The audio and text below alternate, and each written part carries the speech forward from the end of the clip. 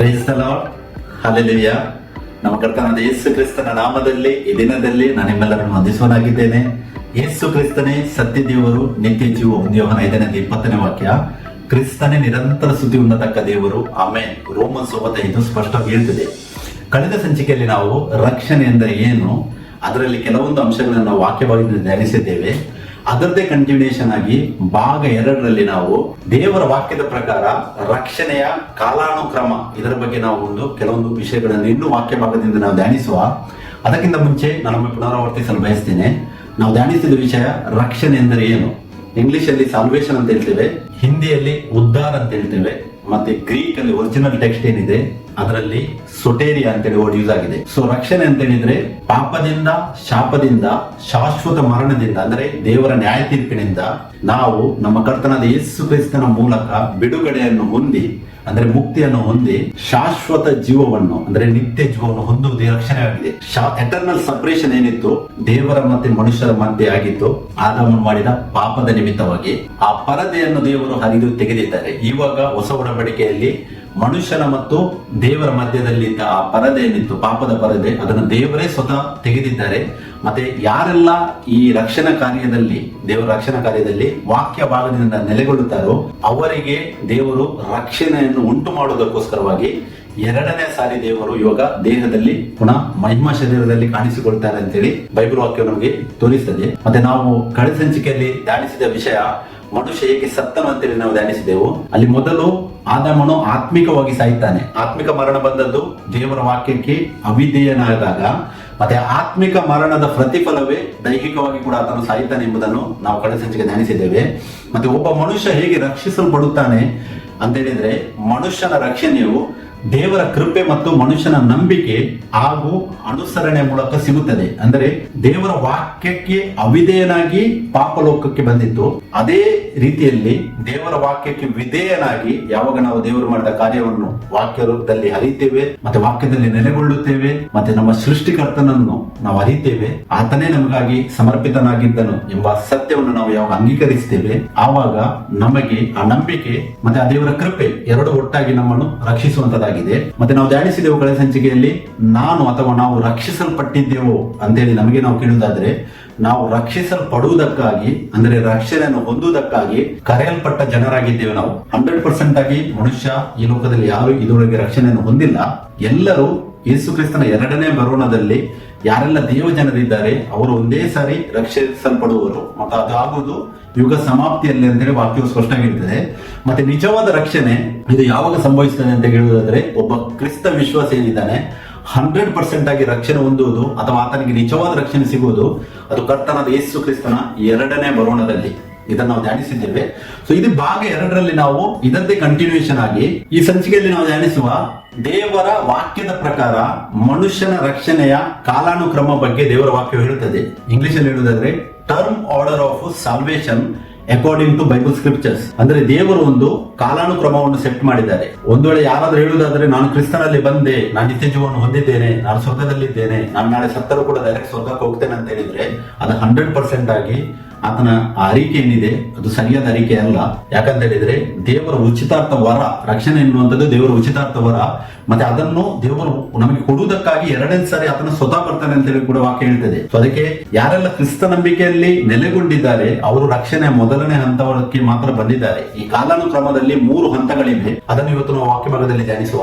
ಪ್ರಸ್ತುತ ರಕ್ಷಣೆ 1ನೇ ಪಾಯಿಂಟ್ ಏನಿದೆ ಅದು ಪ್ರಸ್ತುತ ರಕ್ಷಣೆ ಬಗ್ಗೆ ಮಾತಾಡ್ತದೆ.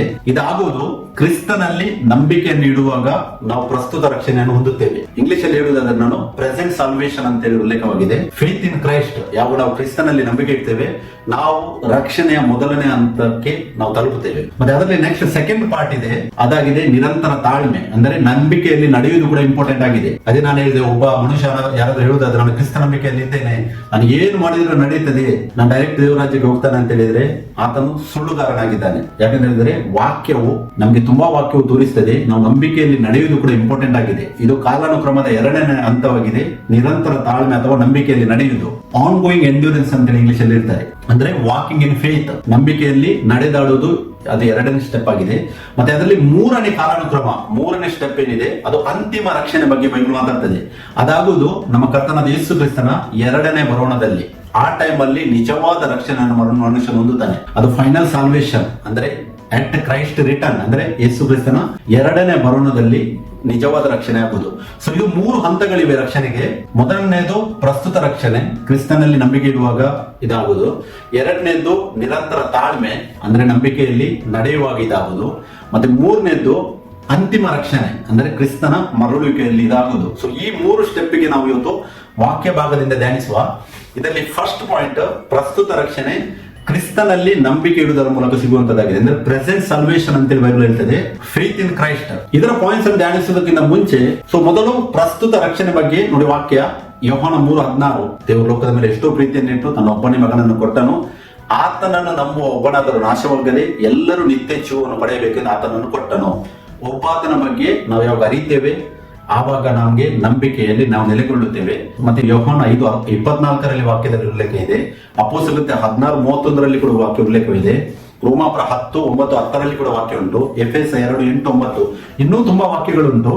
ಈ ಮೇನ್ ವಾಕ್ಯಗಳನ್ನು ನಾನು ಇಲ್ಲಿ ನೋಟ್ ಮಾಡಿದ್ದೇನೆ. ಸೊ ಅದಕ್ಕಿಂತ ಮುಂಚೆ ನಾವು ಸ್ನಾನಿಕನಾದ ಯೋಹಾನನು ಈ ಲೋಕಕ್ಕೆ ಬಂದಾಗ ಯೇಸು ಕ್ರಿಸ್ತನ ದಾರಿಯನ್ನು ಆತನು ತಯಾರು ಮಾಡುವಾಗ ಆತನು ಕೂಡ ಸುವಾರ್ತೆಯನ್ನು ಸಾರಿದ್ದಾನೆ. ಸೊ ಆತನು ಸಾರಿದ ಸುವಾರ್ತೆ ಮತ್ತೆ ಈವಾಗ ನಡೆಯುತ್ತಿರುವ ಸುವಾರ್ತೆ ಎರಡನ್ನು ನಾವು ಒಂದು ಕಂಪೇರ್ ಮಾಡಿ ಮೊದಲು ನೋಡುವ. ಯೋಹಾನನು ಸಾರಿದ ಸುವಾರ್ತೆ ಮತ್ತೆ 3:1-3 ತನಕ ವಾಕ್ಯ ಈ ತರ ಹೇಳ್ತದೆ. ಆ ದಿನಗಳಲ್ಲಿ ಸ್ನಾನಿಕನಾದ ಯೋಹಾನನು ಪರಲೋಕ ರಾಜ್ಯವು ಸಮೀಪವಾಯಿತು, ದೇವರ ಕಡೆಗೆ ತಿರುಗಿಕೊಳ್ಳಿರಿ ಎಂದು ಯುದಾಯದ ಅಡವಿಯಲ್ಲಿ ಸಾರಿ ಹೇಳುತ್ತಾ ಬಂದನು. ಕರ್ತನ ದಾರಿಯನ್ನು ಸಿದ್ಧ ಮಾಡಿರಿ, ಆತನ ಹಾದಿಗಳನ್ನು ನೆಟ್ಟಗೆ ಮಾಡಿರಿ ಎಂದು ಅಡವಿಯಲ್ಲಿ ಕೂಗುವವನ ಶಬ್ದವಿದೆ ಎಂಬುದಾಗಿ ಪ್ರವಾದಿಯಾದ ಯೆಶಾಯನಿಂದ ಸೂಚಿತನಾದನು ಇವನೇ. ದೇವರು ಸ್ನಾನಿಕನಾದ ಯೋಹಾನನನ್ನು ಮೊದಲೇ ನುಡಿದಿದ್ದರು, ಆತನ ಈ ತರ ಸುವಾರ್ತೆಯನ್ನು ಸಾರ್ತಾನೆ. ಈ 3:3 ವಾಕ್ಯ ನೋಡಿ, ಕರ್ತನ ದಾರಿಯನ್ನು ಸಿದ್ಧ ಮಾಡಿರಿ. ಹಳೆ ಒಡಂಬಡಿಕೆಯಲ್ಲಿ ಕರ್ತನ ಯಾರಾಗಿದ್ದನು? ಇರುವಾತ ದೇವರೇ ಕರ್ತನಾಗಿದ್ದನು. ಅದೇ ಇರುವಾತ ದೇವರು ಹೊಸ ಒಡಂಬಡಿಕೆಯಲ್ಲಿ ದೇಹದಲ್ಲಿ ಈ ಲೋಕಕ್ಕೆ ಬಂದದನ್ನು ನಮಗೆ ಬೈಬಲ್ ಸ್ಪಷ್ಟವಾಗಿ ತೋರಿಸ್ತಾ ಇದೆ. ಮತ್ತೆ ಸ್ನಾನಿಕನಾದ ಯೋಹಾನನು ಕೂಡ ಅದೇ ಸುವಾರ್ತೆಯನ್ನು ಸಾರಿದ್ದಾನೆ. ನಾವು ಮತ್ತೆ 3:3 ನೋಡುವಾಗ ಕರ್ತನ ದಾರಿ ಅಂತೇಳಿ ವಾಕ್ಯ ಹೇಳ್ತದೆ. ಇದಕ್ಕೆ ಹಳೆ ಒಡಂಬಡಿಕೆಯ 3 ವಾಕ್ಯಗಳನ್ನು ನಾನು ಇಲ್ಲಿ ನಿಮಗೆ ತೋರಿಸ್ತೇನೆ. ಮೊದಲನೇದಾಗಿ ಯೆಶಾಯ 40:3 ವಾಕ್ಯ, ಇಗೋ ಒಂದು ವಾಣಿ, ಅರಣ್ಯದಲ್ಲಿ ಯೆಹೋವನ ದಾರಿಯನ್ನು ಸರಿಪಡಿಸಿರಿ, ಅಡವಿಯಲ್ಲಿ ನಮ್ಮ ದೇವರಿಗೆ ರಾಜಮಾರ್ಗವನ್ನು ನೆಟ್ಟಗೆ ಮಾಡಿರಿ. ಮತ್ತೆ ಕೀರ್ತನೆ 68:4 ದೇವರಿಗೆ ಗಾಯನ ಮಾಡಿರಿ, ಆತನ ನಾಮವನ್ನು ಭಜಿಸಿರಿ, ಅರಣ್ಯದಲ್ಲಿ ಸವಾರಿ ಮಾಡುತ್ತಾ ಬರುವಾತನಿಗೆ ರಾಜಮಾರ್ಗವನ್ನು ಸಿದ್ಧ ಮಾಡಿರಿ, ಆತನ ನಾಮಧೇಯ ಯಾಹು, ಆತನ ಸನ್ನಿಧಿಯಲ್ಲಿ ಉಲ್ಲಾಸಿಸಿರಿ. ಮತ್ತೆ ಮಲಾಕಿ 3:1 ಇಗೋ ನನ್ನ ದೂತನನ್ನು ಕಳುಹಿಸುತ್ತೇನೆ, ಆತನು ನನ್ನ ಮುಂದೆ ದಾರಿಯನ್ನು ಸರಿ ಮಾಡುವನು, ನೀವು ಹಂಬಲಿಸುವ ಕರ್ತನು ತನ್ನ ಆಲಯಕ್ಕೆ ಪಕ್ಕನೆ ಬರುವನು. ಆಹಾ, ನಿಮಗೆ ಇಷ್ಟನಾದ ಒಡಂಬಡಿಕೆಯ ದೂತನು ಐತರುತ್ತಾನೆ, ಇದು ಸೇನಾಧೀಶ್ವರನಾದ ಯೆಹೋವನ ನುಡಿ. ಆಮೆನ್. ಯೆಶಾಯ 40:3 ನಾವು ವಾಕ್ಯ ಓದ್ಬೋದು. ಒಂದು ವಾಣಿ, ಅಲ್ಲಿ ಯೆಶಾಯನ ಮುಖಾಂತರವಾಗಿ ದೇವರು ನುಡಿತಾರೆ, ಅರಣ್ಯದಲ್ಲಿ ಯೆಹೋವನ ದಾರಿಯನ್ನು ಸರಿಪಡಿಸಿರಿ. ಇಲ್ಲಿ ಯೆಹೋವ ಅಂತ ಹೇಳುವಾಗ ನಮಗೆ ಎಲ್ಲರಿಗೂ ಗೊತ್ತು, ಇರುವಾತ ದೇವರೇ ಯೆಹೋವ. ಸೊ ಹಾಗಿದ್ರೆ ಅರಣ್ಯದಲ್ಲಿ ಆ ವಾಣಿ ಸ್ನಾನಿಕನಾದ ಯೋಹಾನನು ಸಾರಿದ್ದು ಯಾರ ಬಗ್ಗೆ? ಯೆಹೋವನೇ ಈ ಲೋಕಕ್ಕೆ ದೇಹ ಧರಿಸಿ ಬರ್ತಾನೆ ಅಂತೇಳಿ. ಇದು ಸ್ನಾನಿಕನಾದ ಯೋಹಾನನು ಸಾರಿದ ಸುವಾರ್ತೆ, ಯೆಶಾಯನ ಮುಖಾಂತರವಾಗಿ ದೇವರು ಹೇಳಿದ್ರು. ಮತ್ತೆ ಅಡವಿಯಲ್ಲಿ ನಮ್ಮ ದೇವರಿಗೆ ರಾಜಮಾರ್ಗವನ್ನು ನೆಟ್ಟಗೆ ಮಾಡಿರಿ ಅಂದ್ರೆ ದೇವರೇ ಸ್ವತಃ ಈ ಲೋಕಕ್ಕೆ ಇಳಿದು ಬಂದಿದ್ದಾನೆ. ಫಿಲಿಪ್ಪ 2:6-7 ಕೂಡ ನಮಗೆ ವಾಕ್ಯ ಓದಲಿಕ್ಕೆ ಸಿಗ್ತದೆ. ಮತ್ತೆ ಕೀರ್ತನೆ 68:4 ಕೂಡ ವಾಕ್ಯ ಹೇಳ್ತದೆ ನೋಡಿ, ಇಲ್ಲಿ ಆತನ ನಾಮವನ್ನು ಭಜಿಸಿರಿ, ಆತನ ನಾಮಧೇಯ ಯಾಹು, ಆತನ ಸನ್ನಿಧಿಯಲ್ಲಿ ಉಲ್ಲಾಸಿಸಿರಿ. ಇಲ್ಲಿ ಆತನ ಆತನ ಆತನ ಅಂತ ಹೇಳುವಾಗ ಇರುವಾತ ದೇವರ ಬಗ್ಗೆ ವಾಕ್ಯ ಮಾತಾಡ್ತದೆ. ಕೀರ್ತನೆ 68:4 ಕೂಡ ಇರುವಾತ ದೇವರೇ ಈ ಲೋಕಕ್ಕೆ ಬಂದದ್ದನ್ನು ಸ್ನಾನಿಕನಾದ ಯೋಹಾನನು ಮತ್ತಾಯ 3:3 ಸಾರಿದ್ದಾನೆ, ಕರ್ತನ ದಾರಿಯನ್ನು ಸಿದ್ಧ ಮಾಡಿರಿ ಅಂತೇಳಿ. ಸೊ ಮಲಾಕಿ 3:1 ಕೂಡ ನಾವು ನೋಡಿದೆವು, ಇಗೋ ನನ್ನ ದೂತನನ್ನು ಕಳುಹಿಸುತ್ತೇನೆ, ಆತನು ನನ್ನ ಮುಂದೆ ದಾರಿಯನ್ನು ಸರಿ ಮಾಡುವನು, ನೀವು ಹಂಬಲಿಸುವ ಕರ್ತನು ತನ್ನ ಆಲಯಕ್ಕೆ ಪಕ್ಕನೆ ಬರುವನು. ಈ ವಾಕ್ಯದಲ್ಲಿ ನನ್ನ ದೂತನನ್ನು ಕಳುಹಿಸುತ್ತೇನೆ ಅಂದ್ರೆ ಇರುವಾತ ದೇವರೇ ಸ್ನಾನಿಕನಾದ ಯೋಹಾನನನ್ನು ಕಳಿಸಿದ್ದಾರೆ. ಮತ್ತೆ ಆತನು ಸ್ನಾನಿಕನಾದ ಯೋಹಾನ ಏನ್ ಮಾಡಿದ್ದಾನೆ? ಇರುವಾತ ದೇವರ ದಾರಿಯನ್ನೇ ಆತನು ಸರಿ ಮಾಡಿದ್ದಾನೆ ಅಂದ್ರೆ ದಾರಿಯನ್ನು ಸಿದ್ಧ ಮಾಡಿದ್ದಾನೆ. ಮತ್ತೆ ಕರ್ತನು ತನ್ನ ಆಲಯಕ್ಕೆ ಪಕ್ಕನೆ ಬರುವನು. ಯೇಸು ಕ್ರಿಸ್ತರು ದೇಹದಲ್ಲಿ ಈ ಲೋಕಕ್ಕೆ ನಡೆದಾಡಿದಾಗ ಅವರು ಇಸ್ರೇಲ್ನ ಸೆಕೆಂಡ್ ಟೆಂಪಲ್ ಒಳಗಡೆ ದೇವರು ಹೋಗಿದ್ದಾರೆ. ಅದೇ ವಾಕ್ಯ ಹೇಳ್ತದೆ, ಕರ್ತನು ತನ್ನ ಆಲಯಕ್ಕೆ ಪಕ್ಕನೆ ಬರುವನು.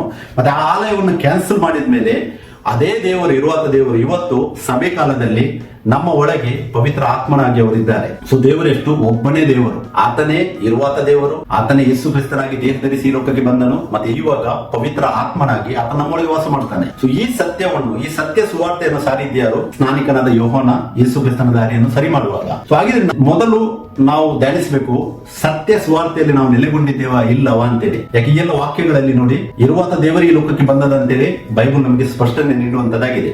ಸೊ ಕ್ರಿಸ್ತನಲ್ಲಿ ನಂಬಿಕೆ ಅಂದರೆ ಸೃಷ್ಟಿಕರ್ತ ದೇವರು ದೇಹದಲ್ಲಿ ಈ ಲೋಕಕ್ಕೆ ಬಂದದ್ದನ್ನು ನಾವು ಮೊದಲು ನಂಬಬೇಕು. ಫಸ್ಟ್ ಸ್ಟೆಪ್ ಪ್ರಸ್ತುತ ರಕ್ಷಣೆಯಲ್ಲಿ ಕ್ರಿಸ್ತನಲ್ಲಿ ನಂಬಿಕೆ ಇಟ್ಟಾಗ ಮಾತ್ರ ಅಂತ ಹೇಳಿದಾಗ, ಕ್ರಿಸ್ತ ಅಂತ ಹೇಳಿದ್ರೆ ಎರಡನೇ ಪರ್ಸನ್ ಅಥವಾ ಸೆಕೆಂಡ್ ಪರ್ಸನ್ ಅಥವಾ ಅದು ಇದು ಅಂತೇಳಿ ಯಾರೆಲ್ಲ ಬೋಧಿಸ್ತಾರೆ ಅದೆಲ್ಲ ಮಿಶ್ರ ಬೋಧನೆ, ಸುಳ್ಳು ಬೋಧನೆ ಆಗಿದೆ. ನಾವಿಷ್ಟು ವಾಕ್ಯಗಳನ್ನು ಧ್ಯಾನಿಸಿದೆವು. ಸ್ನಾನಿಕನಾದ ಯೋಹಾನನು ಸಾರಿದ ಸುವಾರ್ತೆಯಲ್ಲಿ ಸ್ಪಷ್ಟವಾಗಿದೆ, ಇರುವಾತ ದೇವರು ಈ ಲೋಕಕ್ಕೆ ಬಂದಿದ್ದಾರೆ. ಸೊ ಇದು ಸತ್ಯ ಸುವಾರ್ತೆ. ಯೋಹಾನ 5:24 ಯೇಸು ಕ್ರಿಸ್ತರು ಸ್ವತಃ ಹೇಳಿದ ವಾಕ್ಯ ನೋಡಿ, ನಿಮಗೆ ನಿಜ ನಿಜವಾಗಿ ಹೇಳುತ್ತೇನೆ, ನನ್ನ ವಾಕ್ಯವನ್ನು ಕೇಳಿ ನನ್ನನ್ನು ಕಳುಹಿಸಿದ ಆತನನ್ನು ನಂಬುವನು ನಿತ್ಯ ಜೀವವನ್ನು ಹೊಂದಿದ್ದಾನೆ, ಅವನು ತೀರ್ಪಿಗೆ ಗುರಿಯಾಗುವುದಿಲ್ಲ, ಮರಣದಿಂದ ಪಾರಾಗಿ ಜೀವಕ್ಕೆ ಸೇರಿದ್ದಾನೆ. ಇಲ್ಲಿ ಯೇಸು ಕ್ರಿಸ್ತರು ಹೇಳ್ತಾರೆ, ನಿಮಗೆ ನಿಜ ನಿಜವಾಗಿ ಹೇಳುತ್ತೇನೆ, ನನ್ನ ವಾಕ್ಯವನ್ನು ಕೇಳಿ ನನ್ನನ್ನು ಕಳುಹಿಸಿದ ಆತನನ್ನು ನಂಬುವನು ನಿತ್ಯ ಜೀವವನ್ನು ಹೊಂದಿದ್ದಾನೆ. ನಾವು ಮಲಕಿ 3:1 ನೋಡಿದೆವು, ನನ್ನ ದೂತನನ್ನು ಕಳುಹಿಸುತ್ತೇನೆ. ಅಂದ್ರೆ ಕಳುಹಿಸಿದ್ದು ಯಾರು?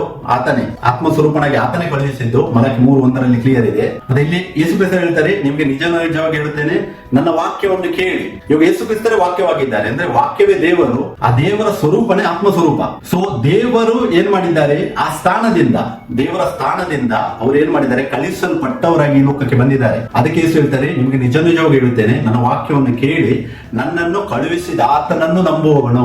ಆತನ ಕಳುಹಿಸಿದ ಆತನ ಯಾರು? ತಂದೆ. ನಾವು ತಂದೆ ಅಂತ ಹೇಳ್ತೇವೆ. ಆಕ್ಚುಲಿ ದೇಹದಲ್ಲಿದ್ದಾಗ ಆತ್ಮ ಸ್ವರೂಪನಾಗಿ ತಂದೆಯೇ ಆ ದೇಹದಲ್ಲಿದ್ದಾರೆ. ಸೊ ತಂದೆಯನ್ನು ಪರಿಚಯ ಮಾಡಿಸೋದಕ್ಕೋಸ್ಕರವಾಗಿ ಕೂಡ ದೇವರು ಈ ಲೋಕಕ್ಕೆ ಬಂದಿದ್ರು. ತಂದೆಯ ಪರಿಚಯ ಯಾವಾಗ ಆಗುವುದು? ಮತ್ತೆ 6:9 ಪರಲೋಕದಲ್ಲಿರುವ ನಮ್ಮ ತಂದೆ ನಿನ್ನ ನಾಮ ಪರಿಶುದ್ಧವೆಂದು ಎಣಿಸಲ್ಪಡಲಿ. ಇವಾಗ ತಂದೆಯ ನಾಮ, ನಾವು ಅದೆಷ್ಟು ವಾಕ್ಯಗಳನ್ನು ನೋಡಬಹುದು, ಯೇಸು ಕ್ರಿಸ್ತನೇ ತಂದೆಯ ನಾಮ. ಸೊ ಅದಕ್ಕೆ ಯೇಸು ಕ್ರಿಸ್ತನಲ್ಲಿ ಕಳುಹಿಸಿದ ಆತನನ್ನು ಯಾಕೆ ಅಂತ ಹೇಳ್ತಾ ಇದ್ದಾರೆ ಅಂತ ಹೇಳಿದ್ರೆ, ಆತ್ಮ ಸ್ವರೂಪನಾಗಿ ದೇವರು ನಮಗೆ ರಕ್ಷಿಸಲು ಸಾಧ್ಯವಿರಲಿಲ್ಲ, ಅದಕ್ಕೆ ಅವರು ದೇಹ ಧಾರಣೆ ಮಾಡ್ತಾರೆ. ಅಂದ್ರೆ ಅವರು 100% ಮಗನ ಸ್ಥಾನದಲ್ಲಿ ಈ ಲೋಕದಲ್ಲಿ ಇದ್ದು ನಮ್ಮನ್ನು ರಕ್ಷಿಸುವ ಕಾರ್ಯವನ್ನು ಮಾಡ್ತಾ ಇದ್ದಾರೆ. ನಮಗೆ ಗಲಾತ್ಯ 4:4-6 ಓದುವಾಗಲ್ಲಿ ಪೌಲನು ಕೂಡ ವಿವರಿಸಿದ್ದಾನೆ, ಯೇಸು ಕ್ರಿಸ್ತರು ಈ ಲೋಕಕ್ಕೆ ಬಂದಾಗ ಧರ್ಮಶಾಸ್ತ್ರ ಅಧೀನನಾಗಿಯೂ ಸ್ತ್ರೀಯಲ್ಲಿ ಹುಟ್ಟಿದವನಾಗಿಯೂ ನಮ್ಮಂತೆ ಒಂದು ನಾರ್ಮಲ್ ಮನುಷ್ಯರಾಗಿ ಅವರು ಈ ಲೋಕಕ್ಕೆ ಬರ್ತಾರೆ. ನಾವು ಸಹಿಸುವ ಎಲ್ಲಾ ಕಷ್ಟಗಳನ್ನು ಅವರು ಕೂಡ ದೇಹದಲ್ಲಿ ಸಹಿಸಿದ್ದಾರೆ, ಆದ್ರೆ ಪಾಪ ಮಾತ್ರ ಮಾಡಲಿಲ್ಲ. ಅಂದ್ರೆ ಆತ್ಮಿಕವಾಗಿ ಅವರು ಸಾಯಲಿಲ್ಲ, ಮತ್ತೆ ಸತ್ತು 3ನೇ ದಿನದಲ್ಲಿ ಎದ್ದು ನಮಗೆ ಜೀವವನ್ನು ಅವರು ಕೊಟ್ಟಿದ್ದಾರೆ. ಅಂದ್ರೆ ಅವರು ಮರಣವನ್ನು ಗೆದ್ದಿದ್ದಾರೆ. ಅದೇ ಇಲ್ಲಿ ಯೇಸು ಕ್ರಿಸ್ತರು ಹೇಳುವುದೇನಂತ ಹೇಳಿದ್ರೆ, ನನ್ನ ವಾಕ್ಯವನ್ನು ಕೇಳಿ. ಅಂದ್ರೆ ಯೇಸು ಕ್ರಿಸ್ತರು ಏನು ಹೇಳಿದ್ದಾರೆ ಇವಾಗ ನಮಗೆ ರೆಕಾರ್ಡ್ ಇದೆ ಬೈಬಲ್ ಅಲ್ಲಿ, ಅದನ್ನು ಕೇಳಿ ಆತನನ್ನು ಕಳುಹಿಸಿದ ಆತನನ್ನು ನಂಬುವುದು, ಅಂದ್ರೆ ತಂದೆಯಾದ ದೇವರನ್ನು ನಂಬುವುದು, ಅದೇ ನಿತ್ಯ ಜೀವ. ನಾವು ಯೋಹಾನ 17:3 ಕೂಡ ನಮ್ಗೆ ಓದಬಹುದು, ಒಬ್ಬನೇ ಸತ್ಯ ದೇವರಾಗಿರುವ ನಿನ್ನನ್ನು ನೀನು ಕಳುಹಿಸಿಕೊಟ್ಟಿರುವ ಯೇಸು ಕ್ರಿಸ್ತನನ್ನು ತಿಳಿದ ನಿತ್ಯ ಜೀವವು. ಒಬ್ಬನೇ ಸತ್ಯ ದೇವರು. ಸತ್ಯ ಯಾರು? ಜಾನ್ 14:6 ಯೇಸು ಕ್ರಿಸ್ತನೇ ಸತ್ಯ. ಜಾನ್ 17:17 ದೇವರ ವಾಕ್ಯವೇ ಸತ್ಯ. ಸೊ ಇಲ್ಲಿ ಕೂಡ ದೇವರು ಹೇಳುವುದು, ಯೇಸು ಕ್ರಿಸ್ತರು ಹೇಳ್ತಾರೆ, ಯೇಸು ಕ್ರಿಸ್ತನ ವಾಕ್ಯವನ್ನು ನಾವು ಕೇಳಿ ಯೇಸು ಕ್ರಿಸ್ತನ ಅಂದ್ರೆ ಮನುಷ್ಯ ಕುಮಾರನನ್ನು ಕಳುಹಿಸಿದ ಆತನನ್ನು ನಾವು ನಂಬಬೇಕು, ಅದೇ ನಿತ್ಯ ಜೀವ. ಅಂದ್ರೆ ಮ್ಯಾನ್ ಅಂಡ್ ಗಾಡ್ ಎರಡೇ ಕಾನ್ಸೆಪ್ಟ್ ಇಡೀ ಬೈಬಲ್ ನಮಗೆ ತೋರಿಸ್ತದೆ. ಮನುಷ್ಯ ಕುಮಾರ, ದೇವಕುಮಾರ, ಮತ್ತೆ ಸಭೆ ಕಾಲದಲ್ಲಿ ಮನುಷ್ಯ ಕುಮಾರ ಪವಿತ್ರ ಆತ್ಮ. ಪವಿತ್ರ ಆತ್ಮನಾಗಿ ಆತನು ನಮ್ಮೊಳಗಿದ್ದಾನೆ. ಸೇಮ್ ಟೈಮ್ ಸೆಕೆಂಡ್ ಟೈಮ್ ಬರುವಾಗ ಮನುಷ್ಯ ಕುಮಾರನಾಗಿ ಆತನು ಬರ್ತಾನೆ. ಯೋಹಾನ 16:27 ಮತ್ತೆ 25:31, ಆಮೇಲೆ 1 ಥೆಸಲೋನಿಕ 4:16 ತುಂಬಾ ವಾಕ್ಯಗಳು ಉಂಟು. ಸೊ ಅದಕ್ಕೆ ಈ ಕಾನ್ಸೆಪ್ಟ್ ಅನ್ನು ನಾವು ಅರಿಯಬೇಕು. ಅಂದ್ರೆ ಮನುಷ್ಯನಾಗಿ ದೇವರು ಬಂದದ್ದನ್ನು, ಸ್ನಾನಿಕನಾದ ಯೋಹಾನನು ಸಾರಿದ ಸುವಾರ್ತೆಯೇ ಅದೇ ರೀತಿಯ ಸತ್ಯ ಸುವಾರ್ತೆಯಲ್ಲಿ ನಾವು ಕೂಡ ನೆಲೆಗೊಳ್ಳುವುದು ಅವಶ್ಯಕವಾಗಿದೆ. ಸೊ ಇದು ಮೊದಲನೆಯ ಪ್ರಸ್ತುತ ರಕ್ಷಣೆಯಲ್ಲಿ ಕ್ರಿಸ್ತನಲ್ಲಿ ನಂಬಿಕೆ ಇಡುವುದಂತ ಹೇಳಿದ್ರೆ, ಸತ್ಯವಾದ ಸುವಾರ್ತೆಯಲ್ಲಿ ಮೊದಲು ನಾವು ನೆಲೆಗೊಳ್ಳಬೇಕು. ದೇವರ ವಾಕ್ಯ ಪ್ರಕಾರ ನಾವು ಅನುಸರಿಸಬೇಕಾದ ಕೆಲವೊಂದು ಕ್ರಮಗಳಿವೆ ಸುವಾರ್ತೆಯಲ್ಲಿ. ಮತ್ತೆ ಈ ರಕ್ಷಣೆ ಕಾರ್ಯದಲ್ಲಿ ಮೊದಲನೇ ಸ್ಟೆಪ್ ಎಂಟರ್ ಆಗುವುದಕ್ಕೆ ದೇವರ ವಾಕ್ಯದಲ್ಲಿ ಕೆಲವೊಂದು ಅನುಸರಿಸಬೇಕಾದ ಕ್ರಮಗಳಿವೆ. ಅದು ವಾಕ್ಯಾಧಾರಿತವಾಗಿ ಇದ್ದರೆ ಮಾತ್ರ ನಮಗೆ ಪ್ರಸ್ತುತ ರಕ್ಷಣೆಯಲ್ಲಿ ಕ್ರಿಸ್ತ ನಂಬಿಕೆಯಲ್ಲಿ ಬರುವಾಗ ಕೆಲವೊಂದು ಪಾಯಿಂಟ್ಸ್ ಉಂಟು ನೋಡಿ. ಮೊದಲು ಸತ್ಯವಾದ ಸುವಾರ್ತೆಯನ್ನು ನಾವು ಅಂಗೀಕರಿಸಬೇಕು. ಮತ್ತೆ 2, ನಾವೇನು ನಂಬುತ್ತೇವೆ ಅದು ದೇವರ ವಾಕ್ಯಕ್ಕೆ ಅನುಗುಣವಾಗಿರಬೇಕು, ಅಂದ್ರೆ ದೇವರ ಆಜ್ಞೆಗೆ ಅನುಗುಣವಾಗಬೇಕು.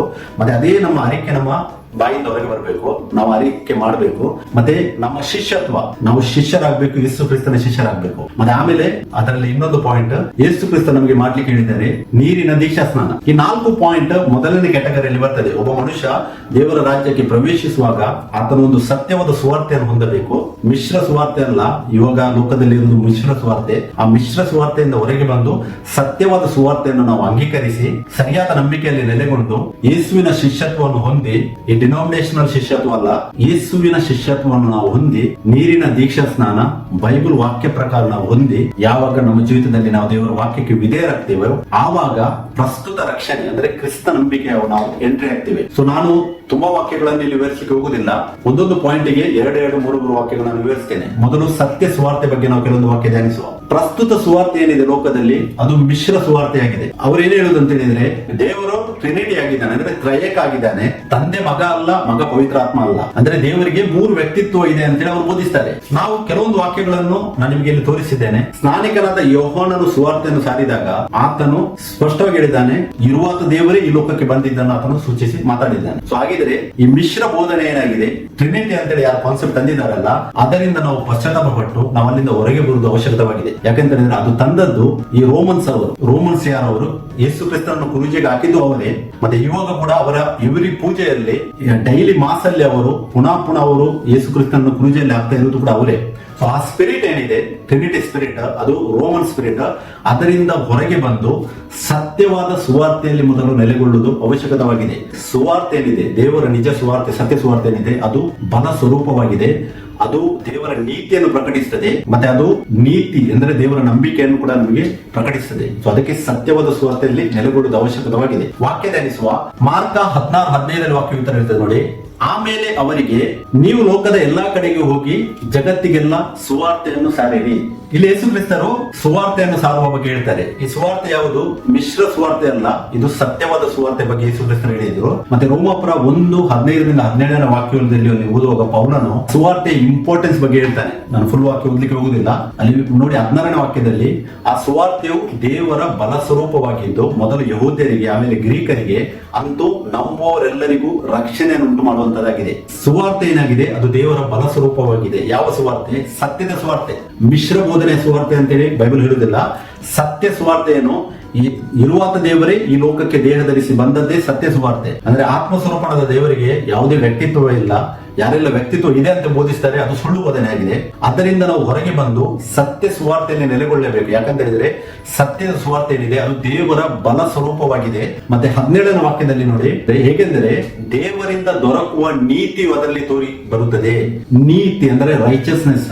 ಮನುಷ್ಯನು ದೇವರ ಮುಂದೆ ನೀತಿವಂತನಾಗುವುದು ಯಾವಾಗ? ನಾವು ಅಬ್ರಾಹ್ಮಣ ಜೀವಿತದಲ್ಲಿ, ಮೋಶೆ ಜೀವಿತದಲ್ಲಿ, ಓಲ್ಡ್ ಟೆಸ್ಟ್ಮೆಂಟ್ ಎಲ್ಲ ಪ್ರಾಫಿಟ್ ಜೀವಿತದಲ್ಲಿ ನಮಗೆ ನೋಡ್ಲಿಕ್ಕೆ ಸಿಗ್ತದೆ. ರೋಮನ್ಸ್ 4:3 ಪೌಲನು ಕೂಡ ಹೇಳಿದ್ದಾನೆ, ಅಬ್ರಹಾಮನು ದೇವರನ್ನು ನಂಬಿದನು, ಆ ನಂಬಿಕೆಯು ದೇವರ ಸನ್ನಿಧಾನದಲ್ಲಿ ಅಬ್ರಹಾಮನನ್ನು ನೀತಿವಂತನನ್ನಾಗಿ ಮಾಡಿತು. ಧ್ಯಾನಿಸಲ್ಲಿ ದೇವರನ್ನು ನಂಬಿದನು ಅಂತ ಹೇಳುವಾಗ ಆತ್ಮಸ್ವರೂಪಣದ ದೇವರು ಒಬ್ಬನೇ ಯೆಹೋವ ಅಂತೇಳಿ ಇರುವಾತ ದೇವರು ಆತನಿಗೆ ಪ್ರಕಟವಾಗಿದ್ದನು. ಅದೇ ಇರುವಾತ ದೇವರು ಇವಾಗ ಹೊಸ ಒಡಂಬಡಿಕೆಯಲ್ಲಿ ದೇಹ ಧರಿಸಿ ಲೋಕಕ್ಕೆ ಬಂದಿದ್ದಾರೆ. ಸೊ ಅದಕ್ಕೆ ದೇವರಿಗೆ ವ್ಯಕ್ತಿತ್ವ ಇದೆ, ಇನ್ನು ಸುಳ್ಳು ಬೋಧನೆ ಇದೆ ಅಲ್ಲ.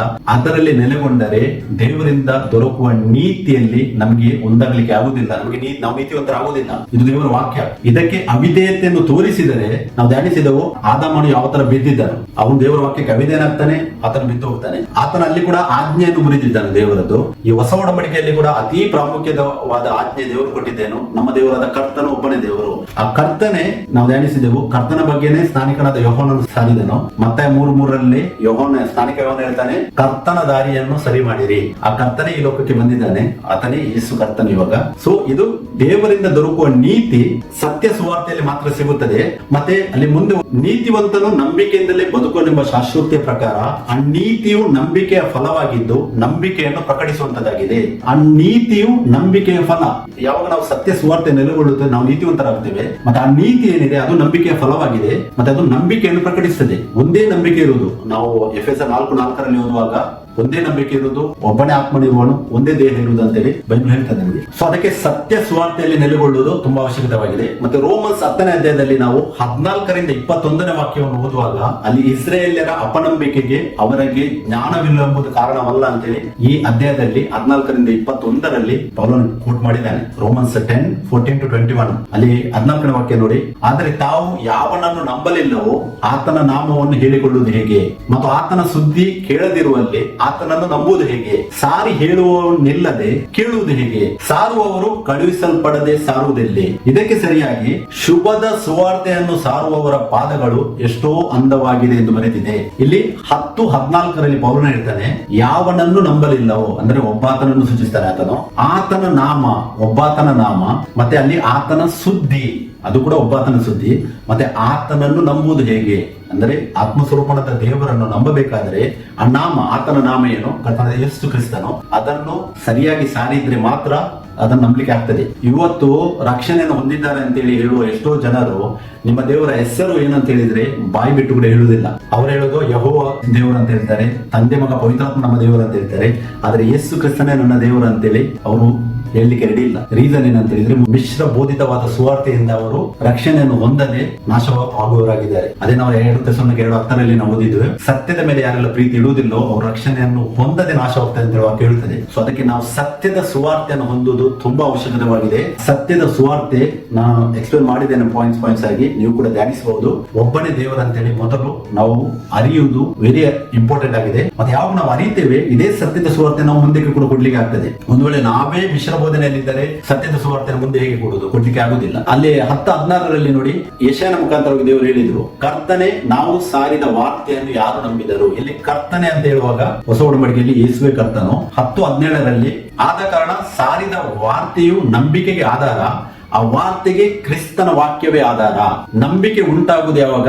ಸತ್ಯವಾದ ಸುವಾರ್ತೆಯನ್ನು ಸಾರಿದಾಗ. ನೋಡಿ, ನಂಬಿಕೆಗೆ ಆಧಾರ, ಆ ವಾರ್ತೆಗೆ ಕ್ರಿಸ್ತನ ವಾಕ್ಯ ಆಧಾರ. ಅಂದ್ರೆ ನಾವು ಸಾರುವ ವಾಕ್ಯವೇ ಅದಕ್ಕೆ ಆಧಾರ ಅಂತೇಳಿ ವಾಕ್ಯ ಇರ್ತದೆ. ಮತ್ತೆ ನಾನು ಅಲ್ಲಿ 10:20ನೇ ವಾಕ್ಯ ಓದ್ತೇನೆ ನೋಡಿ. ಅಲ್ಲಿ ಯೆಶಾಯನ ಮುಖಾಂತರವಾಗಿ ದೇವರು ನುಡಿದಿದ್ರು, ನನ್ನನ್ನು ಹುಡುಕದವರಿಗೂ ಸಿಕ್ಕಿದೆನು, ನನ್ನ ವಿಷಯವಾಗಿ ವಿಚಾರ ಮಾಡದವರಿಗೂ ಪ್ರತ್ಯಕ್ಷನಾದನು ಎಂದು ಹೇಳ್ತೇನೆ. ಅಂದ್ರೆ ನಮ್ಮ ವಿಷಯವಾಗಿ ದೇವರು ಹೇಳ್ತಾರೆ. ಇವತ್ತು ನಾವು ಆತನನ್ನು ಹುಡುಕಲಿಲ್ಲ, ಆದರೂ ಕೂಡ ನಾವು ಕಂಡುಕೊಂಡಿದ್ದೇವೆ. ಯಾರು? ಇರುವಾತ ದೇವರೇ ಯೇಸು ಕ್ರಿಸ್ತನ ಅಂತೇಳಿ ನಾವು ಕಂಡುಕೊಂಡಿದ್ದೇವೆ.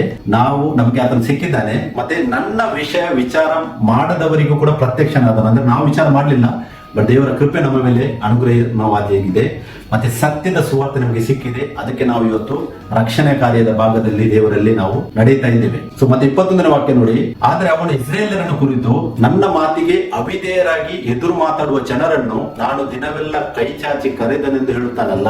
ದೇವರು ಇಸ್ರೇಲರ ಬಗ್ಗೆ ಇಲ್ಲಿ 21ನೇ ವಾಕ್ಯದಲ್ಲಿ ಹೇಳ್ತಾರೆ, ಇರುವಾತ ದೇವರ ಮಾತಿಗೆ ಅವಿಧೇಯರಾಗಿ ಎದುರು ಮಾತಾಡುವ ಜನರನ್ನು ನಾನು ಅಂತ ಹೇಳಿದ್ರೆ ಒಬ್ಬಾತ ದೇವರು ದಿನವೆಲ್ಲ ಕೈ ಚಾಚಿ ಕರೆದನೆಂದು ಹೇಳುತ್ತಾನೆ. ಅಂದ್ರೆ ದೇವರು ಕರೀತಾ ಇದ್ದಾರೆ. ಇವಾಗಲೂ ಕೂಡ ಈ ಟ್ರಿನಿಟಿ ಬೋಧನೆಯಲ್ಲಿ ಯಾರೆಲ್ಲ ನೆಲೆಗೊಂಡಿದ್ದಾರಲ್ಲ ಅವರನ್ನು ಕೂಡ ದೇವರು ಕರೀತಾ ಇದ್ದಾರೆ. ಬಟ್ ಅವರು ತಮ್ಮ ಮನಸ್ಸನ್ನು, ತಮ್ಮ ಹೃದಯವನ್ನು ಕಠಿಣ ಮಾಡಿಕೊಂಡಿದ್ದಾರೆ. ಅದಕ್ಕೋಸ್ಕರವಾಗಿ ಅವರಿಗೆ ಸತ್ಯದ ಸುವಾರ್ತೆ ಅವರು ಎಕ್ಸೆಪ್ಟ್ ಮಾಡ್ತಾ ಇಲ್ಲ. ಸೊ ಸತ್ಯದ ಸುವಾರ್ತೆಯಲ್ಲಿ ನೆಲೆಗೊಳ್ಳುವುದು ತುಂಬಾ ಅವಶ್ಯಕವಾಗಿದೆ.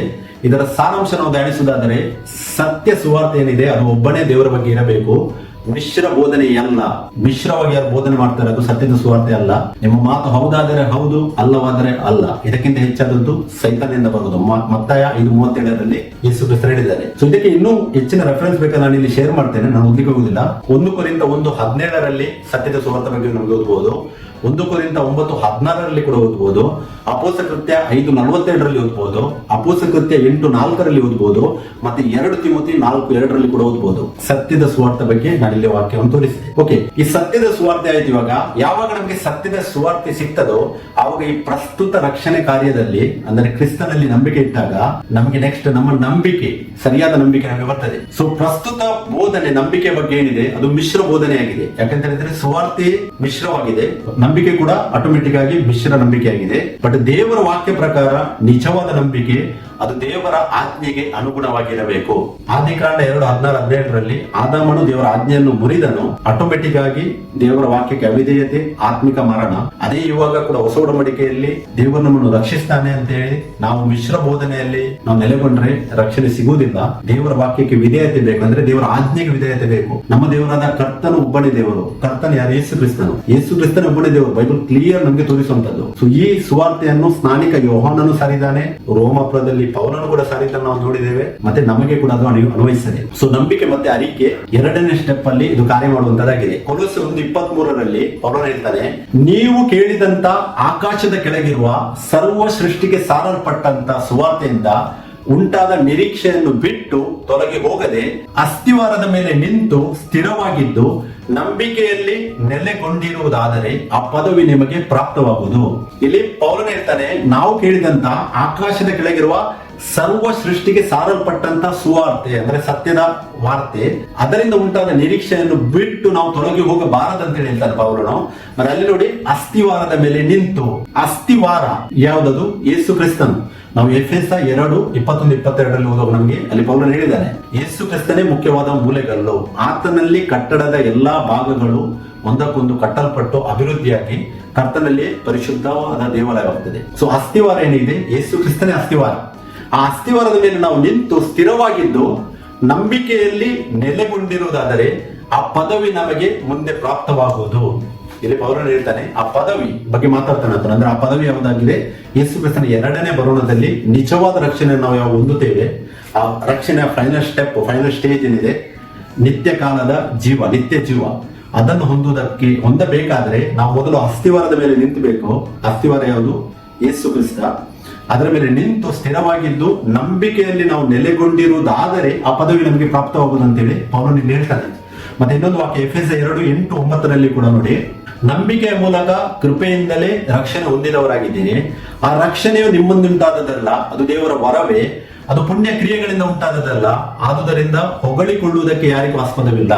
ಇಲ್ಲಿ ನಂಬಿಕೆಯ ಮೂಲಕ ಕೃಪೆಯಿಂದಲೇ ರಕ್ಷಣೆ ಹೊಂದಿದವರಾಗಿದ್ದೇವೆ. ಮೊದಲು ನಂಬಿಕೆ. ನಾವು ರೋಮನ್ಸ್ 1:15-16-17 ನೋಡಿದೆವು. ಆ ಸುವಾರ್ತೆ ಬಲ ಸ್ವರೂಪವಾಗಿದೆ, ಮತ್ತೆ ಅದು ನೀತಿಯನ್ನು ಪ್ರಕಟಿಸುವಂತದ್ದಾಗಿದೆ. ಆ ನೀತಿಯಿಂದಲೇ ನಾವೇನಾಗ್ತೇವೆ? ನಂಬಿಕೆಯಲ್ಲಿ ದೃಢವಾಗ್ತೇವೆ. ಇದೇ ಇಲ್ಲಿ ಪೌಲನು ಹೇಳ್ತಾನೆ, ನಂಬಿಕೆಯ ಮೂಲಕ ಅಂದ್ರೆ ರೈಟ್ ಫೇತ್ ಏನಿದೆ, ಸರಿಯಾದ ನಂಬಿಕೆಯ ಮೂಲಕವೇ ನಮಗೆ ಕೃಪೆ, ದೇವರ ಕೃಪೆ ದೊರಕುವಂತದ್ದಾಗಿದೆ. ಯಾವಾಗ ನಮ್ಮ ನಂಬಿಕೆ ಸರಿಯಾಗಿ ಬರ್ತದೆ, ಅಂದ್ರೆ ಹಳೆ ಒಡಂಬಡಿಕೆಯಲ್ಲಿ ಒಂದು ನಂಬಿಕೆ, ಹೊಸ ಒಡಂಬಡಿಕೆಯಲ್ಲಿ ಒಂದು ನಂಬಿಕೆ ಅಂತೇಳಿ ಬೈಬಲ್ ಎಲ್ಲೂ ತೋರಿಸುವುದಿಲ್ಲ. ಸರಿಯಾದ ನಂಬಿಕೆಯಲ್ಲಿ ನಾವು ನೆಲೆಗೊಂಡಾಗ ನಮಗೆ ದೇವರ ಕೃಪೆ ಒದಗುತ್ತದೆ, ಮತ್ತೆ ನಾವೇನಾಗ್ತೇವೆ? ರಕ್ಷಣೆಯನ್ನು ಹೊಂದುತ್ತೇವೆ. ಇದು ರಕ್ಷಣೆಯ 3ನೇ ಹಂತದಲ್ಲಿ ಇದು ಕಂಪ್ಲೀಟ್ ಆಗ್ತದೆ. ಸೊ ಅದಕ್ಕೆ ಈ ವಾಕ್ಯದಲ್ಲಿ ಕೂಡ ನೋಡಿ, ನಂಬಿಕೆ ಮತ್ತೆ ದೇವರ ಕೃಪೆ ಮತ್ತೆ ರಕ್ಷಣೆ, ಈ 3 ವಿಷಯಗಳು ಇದೆ ಇದರಲ್ಲಿ ಧ್ಯಾನಿಸಿ. ರೋಮಾಪುರ 10:9-10 ಕೂಡ ಪೌಲನು ಹೇಳ್ತಾನೆ, ನೀನು ಯೇಸುವನ್ನೇ ಕರ್ತನೆಂದು ಬಾಯಿಂದ ಅರಿಕೆ ಮಾಡಿಕೊಂಡು ದೇವರು ಆತನನ್ನು ಸತ್ತವರೊಳಗಿಂದ ಎಬ್ಬಿಸಿದನೆಂದು ಹೃದಯದಿಂದ ನಂಬಿದರೆ ನಿನಗೆ ರಕ್ಷಣೆ ಆಗುವುದು ಎಂಬುದೇ. ಹೃದಯದಿಂದ ನಂಬುವುದರ ಮೂಲಕ ನೀತಿ ದೊರಕುತ್ತದೆ, ಬಾಯಿಂದ ಅರಿಕೆ ಮಾಡುವುದರ ಮೂಲಕ ರಕ್ಷಣೆ ಆಗುತ್ತದೆ. ಇಲ್ಲಿ ಮನುಷ್ಯ ಕುಮಾರ ಮತ್ತೆ ದೇವಕುಮಾರನ ಬಗ್ಗೆ ವಾಕ್ಯವನ್ನು ಪೌಲನು ಉಲ್ಲೇಖಿಸ್ತಾನೆ. ನೀನು ಯೇಸುವನ್ನೇ ಕರ್ತನೆಂದು ಬಾಯಿಂದ ಅರಿಕೆ ಮಾಡಿಕೊಂಡು, ಅಂದ್ರೆ ಯೇಸು ಅಂತ ಹೇಳಿದ್ರೆ ದೇಹ. ಮತ್ತೆ 1:21, ಲೂಕ 1:31 ನಾವು ನೋಡಬಹುದು. ಮರಿಯಳ ಗರ್ಭದಲ್ಲಿ ಆ ದೇಹ ಯಾವಾಗ ಈ ಲೋಕಕ್ಕೆ ಬರ್ತದೆ ಅದಕ್ಕೆ ಯೇಸು ಅಂತ ಹೇಳಿ ಹೆಸರಿಡ್ತಾರೆ. ನೀನು ಯೇಸುವನ್ನೇ ಕರ್ತನೆಂದು ಬಾಯಿಂದ ಅರಿಕೆ ಮಾಡಿಕೊಂಡು ದೇವರು ಆತನನ್ನು ಸತ್ತವರೊಳಗಿಂದ ಎಬ್ಬಿಸಿದನೆಂದು ಹೃದಯದಿಂದ ನಂಬಿದ ನಿನಗೆ ರಕ್ಷಣೆ ಆಗುವುದು. ಮನುಷ್ಯ ಕುಮಾರ ಮತ್ತೆ ದೇವರು ಎರಡೇ ಕಾನ್ಸೆಪ್ಟ್, ದೇಹ ಮತ್ತೆ ಆತ್ಮ. ಯಾವಾಗ ನಾವು ಇದನ್ನು ನಂಬುತ್ತೇವೆ, ನಮ್ಮ ಬಾಯಿಂದ ಅರಿಕೆ ಮಾಡ್ತೇವೆ ಯೇಸುವೆ ಕರ್ತನು ಮತ್ತೆ ದೇವರು ಆತನನ್ನು ಎಬ್ಬಿಸಿದನಂತೇಳಿ ನಾವು ನಂಬ್ತೇವೆ, ಆವಾಗ ನಮಗೆ ರಕ್ಷಣೆ ಆಗುವುದು. ಇದು ಮೊದಲನೇ ಸ್ಟೆಪ್ಗೆ ನಾವು ಬರುವ ಬಗ್ಗೆ ಸೂಚಿಸುತ್ತದೆ. ಮತ್ತೆ 10:10 ನೋಡಿ, ಹೃದಯದಿಂದ ನಂಬುವುದರ ಮೂಲಕ ನೀತಿ ದೊರಕುತ್ತದೆ, ಬಾಯಿಂದ ಅರಿಕೆ ಮಾಡುವುದರ ಮೂಲಕ ರಕ್ಷಣೆ ಆಗುತ್ತದೆ. ಹೃದಯದಿಂದ ನಂಬುವುದರ ಮೂಲಕ ನಾವೇನು ಒಳಗಿಂದ ನಂಬುತ್ತೇವೆ ಅದೇ ಹೊರಗೆ ಬರ್ತದೆ. ಮತ್ತಾಯ 15:18-19 ಯೇಸು ಕ್ರಿಸ್ತರು ಹೇಳಿದ್ದಾರೆ, ನಿಮ್ಮ ಒಳಗಿರುವಂತದ್ದೇ ಹೊರಗೆ ಬರುವಂತದ್ದಾಗಿದೆ. ಅಂದ್ರೆ ಒಳಗೆ ಒಳ್ಳೆಯತನ, ಆ ನಂಬಿಕೆ ನಮ್ಮ ಏನಿದೆ ಅದೇ ಬಾಯಿಂದ ಹೊರಗೆ ಬರ್ತದೆ. ಒಂದು ವೇಳೆ ನಾವು ಒಳಗಿಂದ ಯೇಸು ಕ್ರಿಸ್ತನ ದೇವರು ಅಂತೇಳಿ ನಂಬಿದರೆ ಅದೇ ನಂಬಿಕೆ ನಮ್ಮ ಒಳಗಿಂದ ಹೊರಗೆ ಬರುವಂತದ್ದಾಗಿದೆ. ಅರಿಕೆ ಕೂಡ, ನಂಬಿಕೆ ಮತ್ತೆ ಅರಿಕೆ 2 ವಿಷಯಗಳು ಈ ವಾಕ್ಯದಲ್ಲಿ, ಅದು ಕೂಡ ದೇವರ ವಾಕ್ಯಕ್ಕೆ ಅನುಗುಣವಾಗಿರಬೇಕು. ಸೊ ಇದರ ಸಾರಾಂಶ, ನಂಬಿಕೆ ಮತ್ತೆ ಅರಿಕೆ ಏನಿದೆ ಅದು ಎಲ್ಲಾ ಆಜ್ಞೆಗಳಲ್ಲಿ ದೇವರ ಮೊದಲನೇ ಆಜ್ಞೆ ಏನಾಗಿದೆ? ಅದು ಇಸ್ರೇಲ್ ಜನಬೇಕೆಗಳು ನಮ್ಮ ದೇವರಾದ ಕರ್ತನ ಒಬ್ಬನೇ ದೇವರು, ಅದನ್ನು ನಂಬಿ ಯೇಸು ಕರ್ತನೆಂದು ನಾವು ನಮ್ಮ ಬಾಯಿಂದ ಅರಿಕೆ ಮಾಡಿ ದೇವರು ಆತನ ಸತ್ತವರೊಳಗಿಂದ ಎಬ್ಬಿಸಿದನೆಂದು ಹೃದಯದಿಂದ ನಂಬಿದರೆ ನಮಗೆ ರಕ್ಷಣೆ ಆಗುವುದು ಅಂತ ಹೇಳಿ ಪೌಲನು ಹೇಳಿದ್ದಾನೆ. ಸೊ ಇದಾಯ್ತು, ಮೊದಲು ನಾವು ಸತ್ಯದ ಸುವಾರ್ತೆ ಬಗ್ಗೆ ನೋಡಿದೆವು, ಮತ್ತೆ ಸೆಕೆಂಡ್ ನಂಬಿಕೆ ಮತ್ತೆ ನಮ್ಮ ಅರಿಕೆ ಬಗ್ಗೆ ನೋಡಿದೆವು.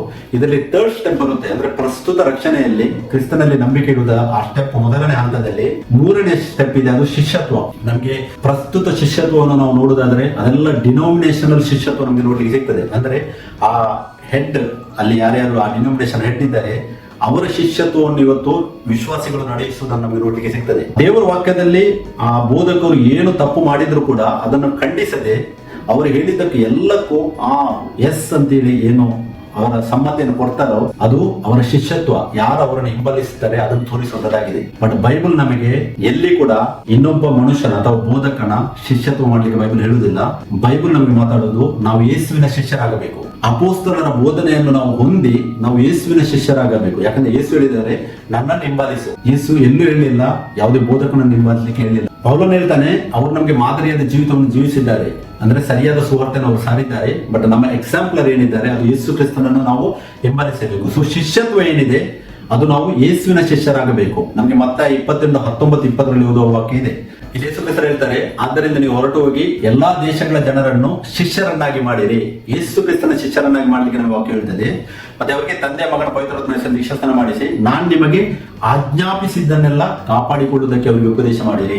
ಸೊ ಯೇಸು ಕ್ರಿಸ್ತರ ನಾವು ಶಿಷ್ಯ ಆಗಬೇಕು. ಮತ್ತೆ 22:19-20 ಮತ್ತೆ ಯೋಹಾನ 8:31-32 ಕೂಡ ಯೇಸು ಕ್ರಿಸ್ತರು ಹೇಳ್ತಾರೆ ನೋಡಿ, ಆಗ ಯೇಸು ತನ್ನನ್ನು ನಂಬಿದ ಯಹೂದ್ಯರಿಗೆ ನೀವು ನನ್ನ ವಾಕ್ಯದಲ್ಲಿ ನೆಲೆಗೊಂಡವರಾದರೆ ನಿಜವಾಗಿ ನನ್ನ ಶಿಷ್ಯರಾಗಿದ್ದು ಸತ್ಯವನ್ನು ತಿಳಿದುಕೊಳ್ಳುವಿರಿ ಮತ್ತು ಸತ್ಯವು ನಿಮ್ಮನ್ನು ಬಿಡುಗಡೆ ಮಾಡುವುದು.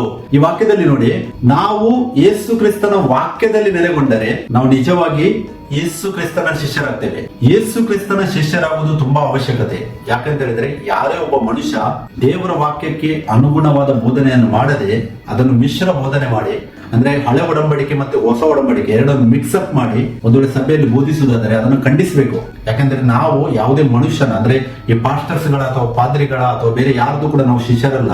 ದೇವರು ನಮ್ಗೆ ಸಾಲ್ವೇಷನ್ ಅನ್ನು ಇಂಡಿವಿಜುವಲ್ ಆಗಿ ಇಟ್ಟಿದ್ದಾನೆ. ಸೊ ನಮ್ಗೆ ಈಕ್ವಲ್ ರೈಟ್ಸ್ ಉಂಟು. ನಾವು ಇಂಡಿವಿಜುವಲ್ ಆಗಿ ದೇವರ ರಾಜ್ಯದಲ್ಲಿ ಯಾರು ಇದನ್ನು ಮಿಕ್ಸ್ಅಪ್ ಮಾಡಿ ತಮ್ಮ ಬೆನಿಫಿಟ್ ಗೋಸ್ಕರ ಅದನ್ನು ಮಿಸ್ಯೂಸ್ ಮಾಡ್ತಾರೆ, ದೇವರು ಕೊಟ್ಟಂತ ಕೃಪೆಯನ್ನು, ದೇವರು ಕೊಟ್ಟಂತ ಅಧಿಕಾರವನ್ನು, ಅದನ್ನು ನಾವು ಖಂಡಿಸಬೇಕು. ಇಲ್ಲದಿದ್ರೆ ಏನಾಗ್ತೇವೆ, ನಾವು ಯೇಸುವಿನ ಶಿಷ್ಯರಾಗುವುದಿಲ್ಲ, ನಾವು ಈ ಬೋಧಕರ ಶಿಷ್ಯರಾಗ್ತೇವೆ. ನಮಗೆ ಬೋಧಕರ ಶಿಷ್ಯರಾಗಬೇಕಂತೇಳಿ ಬೈಬಲ್ ಎಲ್ಲೂ ಹೇಳುವುದಿಲ್ಲ, ವಾಕ್ಯ ಹೇಳುವುದು. ಎಲ್ಲಿ ಕೂಡ ಯೇಸು ಕ್ರಿಸ್ತರು ಹೇಳ್ತಾರೆ ನಾವು ಯೇಸು ಕ್ರಿಸ್ತನ ವಾಕ್ಯದಲ್ಲಿ ನೆಲೆಗೊಂಡರೆ ನಾವು ಏನಾಗ್ತೇವೆ, ಯೇಸು ಕ್ರಿಸ್ತನ ಶಿಷ್ಯರಾಗ್ತೇವೆ. ಮತ್ತೆ ನಾವು ಸತ್ಯವನ್ನು ತಿಳಿದುಕೊಳ್ಳುತ್ತೇವೆ. ಯಾವಾಗ ನಾವು ಸತ್ಯವನ್ನು ತಿಳಿದುಕೊಳ್ಳುತ್ತೇವೆ ಆವಾಗ ನಮಗೆ ಆ ಸತ್ಯ ಬಿಡುಗಡೆಯನ್ನು ಕೊಡುವಂತದ್ದಾಗಿದೆ. ನಾವು ಒಂದು ಟೈಮ್ ಅಲ್ಲಿ ಲೋಕದಲ್ಲಿ ಅಂಧಕಾರದಲ್ಲಿದ್ದೆವು. ಯಾವುದೋ ಮನುಷ್ಯರ ಮುಖಾಂತರವಾಗಿ, ಅಂದ್ರೆ ಬೋಧಕರ ಮುಖಾಂತರವಾಗಿ ದೇವರು ನಮಗೆ ಸುವಾರ್ತೆಯನ್ನು ಕೊಟ್ಟರು. ಬಟ್ ಅದೇ ಫೈನಲ್ ಅಲ್ಲ. ಆಮೇಲೆ ನಮಗೆ ದೇವರ ವಾಕ್ಯ ಕೊಟ್ಟಿದ್ದಾರೆ. ಮತ್ತೆ ದೇವರ ವಾಕ್ಯದಲ್ಲಿ ನಾವು ಕಲಿತು ಬೆಳೀತಾ ಬರುವಾಗ ಏನು ತಪ್ಪು ಬೋಧನೆ ಆಗ್ತದೆ ಅದನ್ನು ನಾವು ಏನ್ ಮಾಡ್ಬೇಕು, ಅವರಿಗೆ ಎಚ್ಚರಿಸಬೇಕು. ಎಚ್ಚರಿಸಿ ಮತ್ತೆ ಅವರು ಕೇಳಲಿಲ್ಲ ಇದ್ರೆ 2-3 ಸಲ ಎಚ್ಚರಿಸಿ ಮತ್ತೆ ಅವರಿಂದ ದೂರ ಹೋಗ್ಬೇಕಂತ ಕೂಡ ವಾಕ್ಯ ಹೇಳ್ತದೆ. ನಾವು 2 ತೆಸಲೋನಿಕ 3ನೇ ಅಧ್ಯಾಯದಲ್ಲಿ ಅಲ್ಲಿ 10-14 ಓದುವಾಗ ಅಲ್ಲಿ ವಾಕ್ಯ ಹೇಳ್ತದೆ, ಯಾರೆಲ್ಲ ಪೌಲನು ಮುಖಾಂತರವಾಗಿ ದೇವರು ಕೊಟ್ಟ ಸುವಾರ್ತೆಗೆ ಒಳಗಾಗುವುದಿಲ್ಲೋ ಅವರನ್ನು ಗುರುತಿಸಿ ಅವರಿಂದ ದೂರವಿರಿ ಅಂತ ಹೇಳಿ ಕೂಡ ವಾಕ್ಯ ಹೇಳಿದೆ. ಅದಕ್ಕೆ ಯೇಸುವಿನ ಶಿಷ್ಯನಾಗುವುದು ಅತಿ ಅವಶ್ಯಕವಾಗಿದೆ. ಮತ್ತೆ ಯೇಸುವಿನ ಶಿಷ್ಯರಾದ್ರೆ ಮಾತ್ರ ನಮಗೆ ನೆಕ್ಸ್ಟ್ ಯೇಸು ಕ್ರಿಸ್ತನ 2ನೇ ಬರೋಣದಲ್ಲಿ ಆತನೊಂದಿಗೆ ಒಂದಾಗ್ಲಿಕ್ಕೆ ಆಗ್ತದೆ. ನಾವು ಎಲ್ಲದಕ್ಕೂ ಕಾಂಪ್ರಮೈಸ್ ಮಾಡಿ ಅದು ಸರಿ ಇದು ಸರಿ ಅಂತೇಳಿ ನಾವು ಮುಂದೆ ಹೋದ್ರೆ ನಾವು ಯೇಸುವಿನ ಶಿಷ್ಯರಾಗ್ಲಿಕ್ಕೆ ಆಗುದಿಲ್ಲ. ಯಾಕೆ ದೇವರೇನು ಸ್ಥಾಪಿಸಿದ್ದಾರೆ ಹೊಸ ಒಡಂಬಡಿಕೆಯಲ್ಲಿ, ಅದನ್ನು ಮನುಷ್ಯನು ತನ್ನ ಅಜ್ಞಾನದಿಂದ ಮಿಸ್ಯೂಸ್ ಮಾಡೋದಾದ್ರೆ ಆತನಿಗೆ ಎಚ್ಚರಿಕೆ ಕೊಡಬೇಕು. ಆತನ ಕೇಳಲಿಲ್ಲದಿದ್ರೆ ಆತನಿಂದ ದೂರವಾಗಿ ನಾವು ದೇವರನ್ನು ಆರಾಧಿಸಬೇಕು. ಯಾಕೆಂತ ಹೇಳಿದ್ರೆ ನೆಕ್ಸ್ಟ್ ಯೇಸು ಕ್ರಿಸ್ತರು ಬರುವಾಗ ಅವರು ಮಾಡಿದ ತಪ್ಪಿಗೆ ಅವರಿಗೆ ದೇವರು ಶಿಕ್ಷೆ ಕೊಡ್ತಾರೆ. ನಾವು ಕೂಡ ಅದರಲ್ಲಿ ಭಾಗಿಯಾದ್ರೆ ಅದು ಮೃಗದ ಗುರುತಾಗ್ತದೆ. ಅಂದ್ರೆ ಸತ್ಯ ಗೊತ್ತಿದ್ದು ಕೂಡ ನಾವು ಅದರಲ್ಲಿ ಭಾಗಿಯಾದ್ರೆ ಬೈಬಲ್ ನಮ್ಗೆ ಹೇಳ್ತದೆ ಅದು ಮೃಗದ ಗುರುತು. ಮೃಗದ ಗುರುತು ಏನಾಗಿದೆ, ದೇವರ ವಾಕ್ಯವನ್ನು ಉಲ್ಲಂಘಿಸಿ ದೇವರ ವಾಕ್ಯದಲ್ಲಿ ಹೇಳಿದ್ದನ್ನು ಮಾಡದೆ ಒಬ್ಬ ಬೋಧಕ ಅಥವಾ ಒಂದು ಡಿನೋಮಿನೇಷನ್ ಹೇಳಿದಾಗೆ ಮಾಡಿದ್ರೆ ಅದು ಮೃಗದ ಗುರುತು. ಅಂದ್ರೆ ದೇವರ ವಾಕ್ಯಕ್ಕೆ ಅವಿಧೇಯತೆ. ಅದೇ ನಾವು ಧ್ಯಾನಿಸ್ತಾ ಇರೋದು ಇವತ್ತು. ಸೊ ಅದಕ್ಕೆ ಯೇಸುವಿನ ಶಿಷ್ಯತ್ವ ವೆರಿ ಇಂಪಾರ್ಟೆಂಟ್. ಯೋಹಾನ 8:31-32 ಕೂಡ ಯೇಸು ಹೇಳಿದ್ದಾರೆ, ಯೇಸುವಿನ ವಾಕ್ಯದಲ್ಲಿ ನಾವು ನೆಲೆಗೊಂಡರೆ ನಿಜವಾಗಿ ಯೇಸುವಿನ ಶಿಷ್ಯರಾಗಿ ಸತ್ಯವನ್ನು ನಾವು ತಿಳಿದುಕೊಳ್ಳುತ್ತೇವೆ ಮತ್ತೆ ಸತ್ಯ ನಮ್ಮನ್ನು ಬಿಡುಗಡೆಗೊಳಿಸುವಂತದ್ದಾಗಿದೆ. ಸೊ ಸಾರಾಂಶ, ಶಿಷ್ಯತ್ವದಲ್ಲಿ ನಾವು ಯೇಸುವಿನ ಶಿಷ್ಯರಾಗಬೇಕು. ಮತ್ತೆ ನೆಕ್ಸ್ಟ್ ಇದರಲ್ಲಿ 4th ಪಾಯಿಂಟ್, ಪ್ರಸ್ತುತ ರಕ್ಷಣೆಯಲ್ಲಿ ಅಂದ್ರೆ ಕ್ರಿಸ್ತ ನಂಬಿಕೆ ಮೊದಲನೇ ಹಂತದಲ್ಲಿಯೇ 4ನೇ ಭಾಗವಾಗಿದೆ ನೀರಿನ ದೀಕ್ಷಾಸ್ನಾನ. ಪ್ರಸ್ತುತವಾಗಿ ಈ ನೀರಿನ ದೀಕ್ಷಾಸ್ನಾನವನ್ನು ಈ ಮಿಶ್ರ ಬೋಧನೆ ಏನ್ ಮಾಡ್ತಾರಲ್ಲ ಅದು ಮತ್ತಾಯ 28:19 ವಾಕ್ಯವನ್ನು ಹೇಳಿ ಅಲ್ಲಿ ಯೇಸು ಕ್ರಿಸ್ತರು ಹೇಳಿದ್ದೇನು, ತಂದೆಯ ಮಗನ ಪವಿತ್ರಾತ್ಮನ ಹೆಸರಿನಲ್ಲಿ ಅವರಿಗೆ ದೀಕ್ಷಾ ಸ್ನಾನ ಮಾಡ್ಲಿಕ್ಕೆ ಹೇಳಿದ್ದು. ಬಟ್ ಇವರೇನ್ ಮಾಡ್ತಾರೆ, ಯೇಸುವಿನ ಜಾಗದಲ್ಲಿ ನಿಲ್ತಾರೆ, ಅಂದ್ರೆ ತಮ್ಮನ್ನೇ ತಾವು ಯೇಸು ಅಂತ ಹೇಳಿ ಗುರುತಿಸಿಕೊಳ್ತಾರೆ, ಮತ್ತೆ ಮುಂದೆ ಇರುವವನನ್ನು ಮುಳುಗಿಸಿ ಏಳಿಸ್ತಾರೆ, ಮತ್ತೆ ಹೇಳ್ತಾರೆ ದೀಕ್ಷಾ ಸ್ನಾನ ಆಗಿ ಹೋಯ್ತು, ನೀರಿನ ದೀಕ್ಷಾ ಸ್ನಾನ ಆಯಿತು. ಬಿಬ್ಲಿಕಲ್ ಆಗಿ ಬೈಬಲ್ ವಾಕ್ಯದ ಪ್ರಕಾರ ನಾವು ಧ್ಯಾನಿಸಿದರೆ ಅದು ನೀರಿನ ದೀಕ್ಷಾ ಸ್ನಾನ ಅಲ್ಲವೇ ಅಲ್ಲ. ನೀರಿನ ದೀಕ್ಷಾ ಸ್ನಾನ ನಮಗೆ ಓದಲಿಕ್ಕೆ ಸಿಗ್ತದೆ ಅಪೊಸ್ತಲರ ಕೃತ್ಯದಲ್ಲಿ. ಯಾಕಂದ್ರೆ ಯೇಸು ಹೇಳಿದ ಮಾತಿಗೆ ಅಪೋಸ್ತಲ ಕೃತ್ಯಗಳಲ್ಲಿ ಕ್ರಿಯೆಯನ್ನು ಮಾಡಿ ತೋರಿಸಿದ್ದಾರೆ. ನಾವು ವಾಕ್ಯ ಧ್ಯಾನಿಸುವ ಮೊದಲು ಮಾರ್ಕ 16:16 ಧ್ಯಾನಿಸುವ ವಾಕ್ಯ ಹೇಳ್ತದೆ ನೋಡಿ, ನಂಬಿ ದೀಕ್ಷಾ ಸ್ನಾನ ಮಾಡಿಸಿಕೊಳ್ಳುವನು ರಕ್ಷಣೆ ಹೊಂದುವನು, ನಂಬದೆ ಹೋಗುವನು ದಂಡನೆಗೆ ಗುರಿಯಾಗುವನು. ಇಲ್ಲಿ ನಾವು ಧ್ಯಾನಿಸಿದ ಪಾಯಿಂಟ್ಸ್ ಅಲ್ಲಿ ನಂಬಿಕೆ ವೆರಿ ಇಂಪಾರ್ಟೆಂಟ್ ಆಗಿದೆ. ನಾನು ಆಲ್ರೆಡಿ ವಿವರಣೆ ನೀಡಿದ್ದೇನೆ.